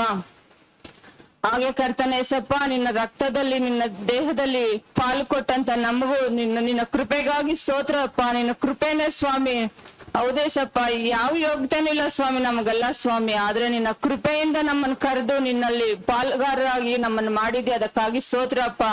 ಇನ್ನು ಆ ಪಾಲಕ್ಕೆ ಹೊಂದದೇ ಇರೋ ಮಕ್ಕಳನ್ನ ಕೂಡ ನೀನು ಹೊಂದೋದಕ್ ಸಹಾಯ ಮಾಡಪ್ಪ. ಅವ್ರಿಗೆ ಅಡ್ಡಿ ಮಾಡ್ತಾರೋ ಎಲ್ಲಾ ಕಾರ್ಯಗಳಿಂದ ಅವ್ರಿಗೆ ಸಹಾಯ ಮಾಡಿ ಅವ್ರನ್ನ ನಿನ್ನ ಒಂದು ರಕ್ತದಲ್ಲಿ ದೇಹದಲ್ಲಿ ಪಾಲು ತಗೊಳ್ಳುವವರಾಗಿ ಅವ್ರನ್ನು ಬಲಪಡಿಸಿ ನಡೆಸು ಸ್ವಾಮಿ. ನಡೆಸ್ತಿ ಅದಕ್ಕಾಗಿ ಸ್ತೋತ್ರ ಅಪ್ಪ. ಹಾಗೆ ಕರ್ತನೆ ಏಸಪ್ಪ, ನಿನ್ನ ಒಂದು ಆಜ್ಞೆಗಳನ್ನು ಕೂಡ ನಾವು ಕೈಗೊಂಡು ನಡಿಬೇಕು ಸ್ವಾಮಿ. ಹೌದೇಸಪ್ಪ, ನಿನ್ನ ಆಜ್ಞೆಗಳು ನಮ್ಗೆ ಒಳ್ಳೆ ಒಂದು ಮಾರ್ಗದರ್ಶನವನ್ನು ನೀಡುವ ಇದಾವೆ ಸ್ವಾಮಿ. ಲೋಕದವರಾದ್ರೂ ಏನೋ ಒಂದ್ ಹೇಳ್ತಾರೆ, ಎಲ್ಲೋ ಒಂದ್ ಕಡೆ ನಮ್ಮನ್ನ ನಿಲ್ಲಿಸ್ತಾರೆ. ಆದ್ರೆ ನಿನ್ನ ಆಜ್ಞೆಗಳು ಶಾಶ್ವತವಾಗಿ ನಮ್ಮನ್ನ ಕಾಪಾಡುವಂತವುಗಳಾಗಿರ್ತವೆಪ್ಪ. ಎಲ್ಲಾ ಇಕ್ಕಟ್ಟು ಸಮಯಗಳಲ್ಲೂ ಕರ್ತನೆ ನಿನ್ನ ಆಜ್ಞೆಗಳು ನಮ್ಮನ್ನ ಎಚ್ಚರಿಸಿ ನಡೆಸ್ತವೆ ಸ್ವಾಮಿ. ಸ್ತೋತ್ರ ಏಸಪ್ಪ. ನಿನ್ನಂತ ಒಂದು ಒಳ್ಳೆ ಕೃಪೆ ಉಳ್ಳ ದೇವರಿಗಾಗಿ ಸ್ತೋತ್ರಪ್ಪ. ಹಾಗೆ ಕರ್ತನೆ, ನಿನ್ನ ವಾಕ್ಯಗಳು ಕೂಡ ನಮ್ಮನ್ನು ಬಲಪಡಿಸಿ ನಾವು ಸೋತೋದಂತ ಸಂದರ್ಭದಲ್ಲಿ ಕರ್ತನೆ ನಿಮ್ಮನ್ನ ನಾವು ನೋಡಿಲ್ಲ ಸ್ವಾಮಿ. ನಮಗೋಸ್ಕರ ನಾನು ಈ ಲೋಕಕ್ಕೆ ಬರಕ್ ಮುಂಚೆನೆ ನನಗೋಸ್ಕರ ಸಿಲುಬೆಯಲ್ಲಿ ಆ ಒಂದು ನಿನ್ನ ಒಂದು ಇದನ್ನ ಪ್ರೀತಿನ ತೋರಿಸಿ ನನ್ನನ್ನ ಉಳಿಸಿದ್ಯಾ ಸ್ವಾಮಿ. ನಿನಗೋಸ್ಕರ ರಕ್ತ ಸುರಿಸಿದೀನಿ, ಬಾ ಮಗಳೇ ಬಾ ಮಗನೆ ಅಂತ ಕರೆದು ನನ್ನನ್ನು ಕರೆದಿದ್ಯಾ ಸ್ವಾಮಿ. ನಿನ್ನ ವಾಕ್ಯದಲ್ಲಿ ನನಗ್ ಪಾಲ್ ಕೊಟ್ಟಿದ್ಯಾ, ನಿನ್ನ ದೇಹದಲ್ಲಿ ನನಗ್ ಪಾಲ್ ಕೊಟ್ಟಿದ್ಯಾ ಕರ್ತನೆ. ನಿನ್ನ ಒಳ್ಳೆ ಕೃಪೆಗಾಗಿ ಸ್ತೋತ್ರ ಏಸಪ್ಪ. ಸ್ತೋತ್ರ ದೇವ್ರೆ. ಈ ಕೃಪೆನ ಎಲ್ಲರೂ ಪಡ್ಕೊಬೇಕು ದೇವ್ರೆ. ಅನ್ಯರು ಕೂಡ ಪಡ್ಕೊಬೇಕು ದೇವ್ರೆ. ಏನೋ ಮಾಡ್ತಾರೆ, ಏನೋ ಯಾವ್ದೋ ನಮ್ದೇ ದೊಡ್ಡ ದೇವ್ರು. ನನ್ಗೊಬ್ರು ಏಸಪ್ಪ ಸ್ತೋತ್ರ ಏಸಪ್ಪ. ಅವ್ರು ಅನ್ಕೊಂತಾರೆ ನಿಮ್ ದೇವ್ರು ಕಾಣಿಸ್ತಾ ಇಲ್ಲ, ನಮ್ಮ ದೇವ್ರು ಕಣ್ ಮುಂದ್ಗಡೆ ನಾವು ಪೂಜೆ ಮಾಡ್ತಾ ಇದೀರಿ ಅಂತ. ಇಲ್ಲ, ನಮ್ಮ ದೇವ್ರು ಯಾವಾಗ್ಲೂ ನಮ್ ಜೊತೆ ಇರೋ ದೇವ್ರು. ನಮ್ ದೇವ್ರು ಜೀವಿಸ್ತಾ ಇರೋ ದೇವ್ರು. ನಾವು ಕೈಯಿಂದ ಮಾಡೋ ದೇವ್ರನ್ನ ನಾವು ಆರಾಧಿಸ್ತಾ ಇಲ್ಲ ಕರ್ತನೆ. ನಾನು ಹೇಳಿದೀನಿ, ಅವ್ರ ಕಣ್ಣಿಗೆ ಬೆಳಗ್ಸೋ ತರ ನೀನು ಕೃಪೆ ಮಾಡ್ತಾ ಇದಕ್ಕಾಗಿ ಸ್ತೋತ್ರ ಏಸಪ್ಪ. ಸ್ತೋತ್ರ ಸ್ವಾಮಿ. ಹೌದು ದೇವ್ರೆ, ನಾವು ಲೋಕದ ಆಸೆಗಳಲ್ಲಿ ನಾವು ಒಳಗಾಗ್ಬಾರ್ದು ಸ್ವಾಮಿ. ನಮಗ್ ಕೊಟ್ಟಿರೋಂತ ಇದ್ರಲ್ಲಿ ನಾವು ಜೀವಿಸ್ಬೇಕು ದೇವ್ರೆ. ನಮ್ಗೆ ಸಾಲದೇ ಇರುವಾಗ ನಮ್ಮನ್ನ ನೆನೆಸ್ಕೋ ಸ್ವಾಮಿ. ನಮ್ಮನ್ನ ಇಲ್ಲಿ ಬದುಕೋದಕ್ ಬೇಕಾದಂತ ಕೃಪೆನ ಒದಗಿಸು ಸ್ವಾಮಿ. ನಾವು ಇನ್ನೊಬ್ರ ಹತ್ರ ಕೈ ಸಾಚೋರಾಗದೆ ನಾವು ಕೊಡೋರಾಗೆ ನಮ್ಮನ್ನ ಆಶೀರ್ವದಿಸು ದೇವ್ರೆ. ನಮ್ಮೆಲ್ಲರನ್ನೂ ಆಶೀರ್ವದಿಸಪ್ಪ. ಇಲ್ಲಿ ಬಂದಿರೋರ್ನು ಬರ್ದೇ ಇರೋರ್ನ ಎಲ್ಲರನ್ನೂ ಆಶೀರ್ವದಿಸಪ್ಪ. ನಿನ್ನ ಹೆಸರಲ್ಲಿ ನಂಬಿಕೆ ಇಟ್ಟು ಎಲ್ಲಾ ಮಕ್ಕಳನ್ನು ನಿನ್ ಕೃಪೆ ತೋರಿಸು ದೇವ್ರೆ. ಕೃಪೆ ತೋರಿಸ್ತೇ ಅದಕ್ಕಾಗಿ ಸ್ತೋತ್ರಪ್ಪ. ನಿನ್ನ ನಂಬಿದವರು ಎಲ್ಲೂ ಭಿಕ್ಷೆ ಬೇಡ್ದವ್ರಲ್ಲ ಸ್ವಾಮಿ. ನಿನ್ನ ನಂಬಿದವ್ರು ಯಾವಾಗ್ಲೂ ಕೊಡೋರೇ ಆಗಿದ್ದಾರೆ ಸ್ವಾಮಿ. ತಗೊಳ್ಳೋರಾಗಿಲ್ಲ ದೇವ್ರೆ. ನೀನು ಇನ್ನು ಮುಂದೆ ಕೂಡ ನನ್ನ ಹಾಗೆ ನಡೆಸ್ತೀಯ, ಅದಕ್ಕಾಗಿ ಸ್ತೋತ್ರಪ್ಪ. ಕರ್ತನೆ ಹಾಗೆ ಏಸಪ್ಪ, ನೀನು ದೇವರ ಮಗನೆಂದು ನಾವು ನಂಬಿದೀವಿ ಸ್ವಾಮಿ. ನೀನು ಲೋಕ ರಕ್ಷಕನಂತ ನಂಬಿದೀವಿ ಅಪ್ಪ. ಆ ದೇವರೇ ಮಗನಾಗಿ ಬಂದು ನಮ್ಮನ್ನೆಲ್ಲ ಕರೆದು ನಿನ್ನ ಒಂದು ಕೃಪೆಯಲ್ಲಿ ನಿಲ್ಸಿದ್ಯಾ. ನಾನ್ ನಂಬಿದೀನಿ ಸ್ವಾಮಿ, ನನ್ನ ಸಭೆಯಲ್ಲಿರೋರು ನಂಬಿದಾರಪ್ಪ. ನಂಬಿರೋ ಎಲ್ಲಾ ಮಕ್ಕಳಿಗೂ ನೀನ್ ಸಹಾಯಕನಾಗಿದೀಯ, ಅದಕ್ಕಾಗಿ ಸ್ತೋತ್ರ ಅಪ್ಪ. ಯವನಸ್ಥ ಮಕ್ಕಳು ಕೂಡ ಇದನ್ನ ನಂಬೇಕಪ್ಪ. ವಿಜ್ಞಾನ, ಸೈನ್ಸ್, ಸೋಷಿಯಲ್ ಅಂತ ಅಂದಿರೋ ಕರ್ತನೆ ನಿಜವಾದ ಒಂದು ಜ್ಞಾನದಲ್ಲಿ ಅವ್ರು ಬೆಳಿಬೇಕು ದೇವ್ರೆ. ಯವನಸ್ಥ ಮಕ್ಕಳೆಲ್ಲರನ್ನೂ ನೀನ್ ಮುಟ್ಟು ಸ್ವಾಮಿ ಅಪ್ಪ, ನೀನ್ ಮುಟ್ತೀಯ, ಅದಕ್ಕಾಗಿ ಸ್ತೋತ್ರ ಅಪ್ಪ. ಹಾಗೆ ಕರ್ತನೆ ನಿನ್ನ ಪ್ರೀತಿಯಲ್ಲಿ ನಾವು ನಡಿಬೇಕು ದೇವ್ರೆ. ನಾವು ಬದುಕಿನ ನಮ್ಮ ಒಂದು ಸ್ಥಳಗಳಲ್ಲಿ ಕರ್ತನೆ ನಮ್ಮನಿಂದ ಆಗ್ತಾ ಇಲ್ಲ ಆ ನಿನ್ನ ಪ್ರೀತಿ ತೋರ್ಸೋದಕ್ಕೆ. ನಾವು ತೋರ್ಸ್ಬೇಕು ದೇವ್ರೆ. ಅಂತ ಗುಣಗಳು ನಮ್ಗೆ ಎಲ್ಲರಿಗೂ ದಯಪಾಲಿಸಪ್ಪ, ನನಗೂ ದಯಪಾಲಿಸು ಸ್ವಾಮಿ. ಕರ್ತನೆ ಸ್ತೋತ್ರಪ್ಪ. ನಾವು ನಿನ್ನ ಪ್ರೀತಿಯಲ್ಲಿ ನಡೆಯುವಾಗ ನಮ್ಮನ್ನ ಎಷ್ಟೆಷ್ಟು ಅಯೋಗ್ಯ ರೀತಿಯಾಗಿ ಯೋಚಿಸ್ತಾರೆ ಅಪ್ಪ. ಅವರೆಲ್ಲ ಆಲೋಚನೆಗಳ ಮೇಲೂ ನೀನು ನೋಡ್ತಾ ಇದೀಯಾ ಕರ್ತನೆ. ನಿನ್ನ ಪ್ರೀತಿಯಲ್ಲಿ ನಾವು ನೆಲೆಗೊಂಡು ಜೀವಿಸೋದಕ್ಕೆ ನಮ್ಮೆಲ್ಲರಿಗೂ ಜ್ಞಾನ ವಿವೇಕ ಕೊಡ್ತೀಯ, ಅದಕ್ಕಾಗಿ ಸ್ತೋತ್ರಪ್ಪ. ಕರ್ತನೆ ಈ ಒಂದು ಚಿಕ್ಕ ಪ್ರಾರ್ಥನೆಯನ್ನು ಮಾಡೋದಕ್ಕೆ ನನಗೆ ಈ ದಿನ ಕೃಪೆ ಮಾಡ್ಕೊಟ್ಟಿದ್ದಕ್ಕಾಗಿ ಸ್ತೋತ್ರಪ್ಪ. ಹಾಗೆ ನಮ್ಗೆ ಅವಶ್ಯಕತೆಗಳಿದೆ ಸ್ವಾಮಿ, ಕೆಲಸದ ಅವಶ್ಯಕತೆಗಳಿದೆ, ಕೆಲಸಗಳನ್ನು ಕೊಡು ಸ್ವಾಮಿ. ಹಾಗೆ ನಮ್ಗೆ ಯಾರ್ಯಾರು ಕೊಡ್ಬೇಕು ಅವರೆಲ್ಲ ಕೊಡೋದಕ್ಕೂ ಕೃಪೆ ಮಾಡಿದೇವ್ರೆ. ಇಲ್ಲಿ ಬಂದಿರೋ ಎಲ್ಲಾ ಮಕ್ಕಳಿಗೂ ಒಂದೊಂದು ರೀತಿಯಾದ ಒಂದು ಇದಿದೆ ಸ್ವಾಮಿ. ಎಲ್ಲರನ್ನು ನಿನ್ನ ನೆನೆಸಿ ಎಲ್ಲರಿಗೂ ಸಹಾಯ ಮಾಡ್ಬೇಕಂತ ಪ್ರಾರ್ಥಿಸ್ತೀನಿ ದೇವ್ರೆ. ಸಹಾಯ ಮಾಡೋ ಕರ್ತ ನೀನ್ ಆಗಿದೆ ಸ್ವಾಮಿ. ನಾವು ನಿನ್ನನ್ನೇ ನೋಡೋರಾಗಿದ್ದೀವಿ ಸ್ವಾಮಿ. ನೀನೇ ನಮ್ಗ್ ದಯಪಾಲಿಸಿದ್ದೇವ್ರೆ ಅಪ್ಪ. ಹಾಗೆ ಸೇವಕರನ್ನು ಕೂಡ ನೀನ್ ಕಾಪಾಡಿ ನಡೆಸಿದೇವ್ರೆ. ಅವ್ರಿಗೆ ಬೇಕಾಗಿರೋ ಎಲ್ಲ ಅವಶ್ಯಕತೆಗಳನ್ನು ಕೊಟ್ಟು ಅವ್ರನ್ನು ನಿನ್ನ ಬಲ ಶಕ್ತಿ, ನಿನ್ನ ಒಂದು ಪವಿತ್ರ ಆತ್ಮದಿಂದ ತುಂಬಿಸಿ ಅವ್ರ ಕುಟುಂಬಗಳನ್ನೆಲ್ಲರನ್ನು ಕಾಪಾಡಿ ನಡೆಸು ಅಂತ ಪ್ರಾರ್ಥಿಸ್ತೀನಿ ದೇವ್ರೆ. ನಡೆಸ್ತಿದ್ದಕ್ಕಾಗಿ ಸ್ತೋತ್ರಪ್ಪ. ಎಲ್ಲ ಕೇಳಿದ್ ಮರ್ತಿದ್ದಲ್ಲ, ಒಬ್ಬನೇ ಕರ್ತನಾದ ಯೇಸು ಕ್ರಿಸ್ತನ ಹೆಸರಿನಲ್ಲಿ ಮೊರೆಗಳನ್ನು ಬೇಡಿ ಪಡ್ಕೊಳ್ಳುತ್ತೇನೆ ತಂದೆ. ಆಮೆನ್. ಆಶೀರ್ವಾದ. ಕರ್ತ ನಿಮ್ಮನ್ನು ಆಶೀರ್ವದಿಸಿ ಕಾಪಾಡಲಿ. ಕರ್ತನ ಪ್ರಸನ್ನ ಮುಖದಿಂದ ನಿಮ್ಮ ನೋಡಿ ನಿಮ್ಮ ಮೇಲೆ ದಯ ಇಡಲಿ. ಕರ್ತ ನಿಮ್ಮ ಮೇಲೆ ಕೃಪಾ ಕಟಾಕ್ಷ ಬಿಟ್ಟು ಶಾಂತಿಯನ್ನು ಅನುಗ್ರಹಿಸಲಿ.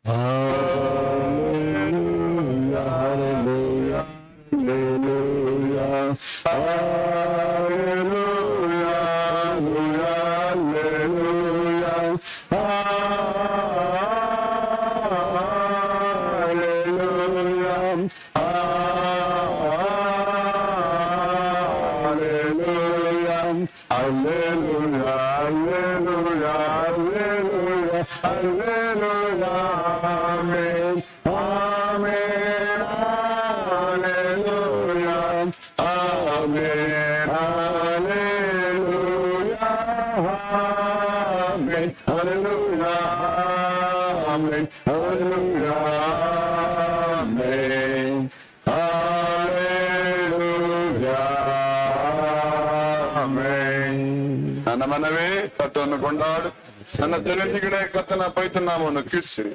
ನನ್ನ ಮನವೇ ಕರ್ತನನ್ನು ಕೊಂಡಾಡು, ಕರ್ತನು ಮಾಡಿದ ಉಪಕಾರಗಳಲ್ಲಿ ಒಂದನ್ನು ಮರೆಯಬೇಡ. ರಾಜನು ಓಡದಿಂದ ತಿರುಗಿ ಬರ್ತಿದ್ದ, ಅಬ್ರಹಾಮನನ್ನು ಆಶೀರ್ವದಿಸಿದ ಮೆಲ್ಕಿಜೆದೇಕನ ಆಶೀರ್ವಾದ ಯೇಸು ಸ್ವಾಮಿ ನಂಬಿಕಿಡುವ ನಮ್ಮ ಪ್ರತಿಯೊಬ್ಬರ ಮೇಲೆ ಮುಂದುವರೆದು ನೆಲೆಯಾಗಿ ನಿಂತುಕೊಳ್ಳಕ್ಕೆ ಕರ್ತನ ಪ್ರತಿಯೊಬ್ಬರಿಗೂ ಭಾಗ್ಯ ಮಾಡಲಿ.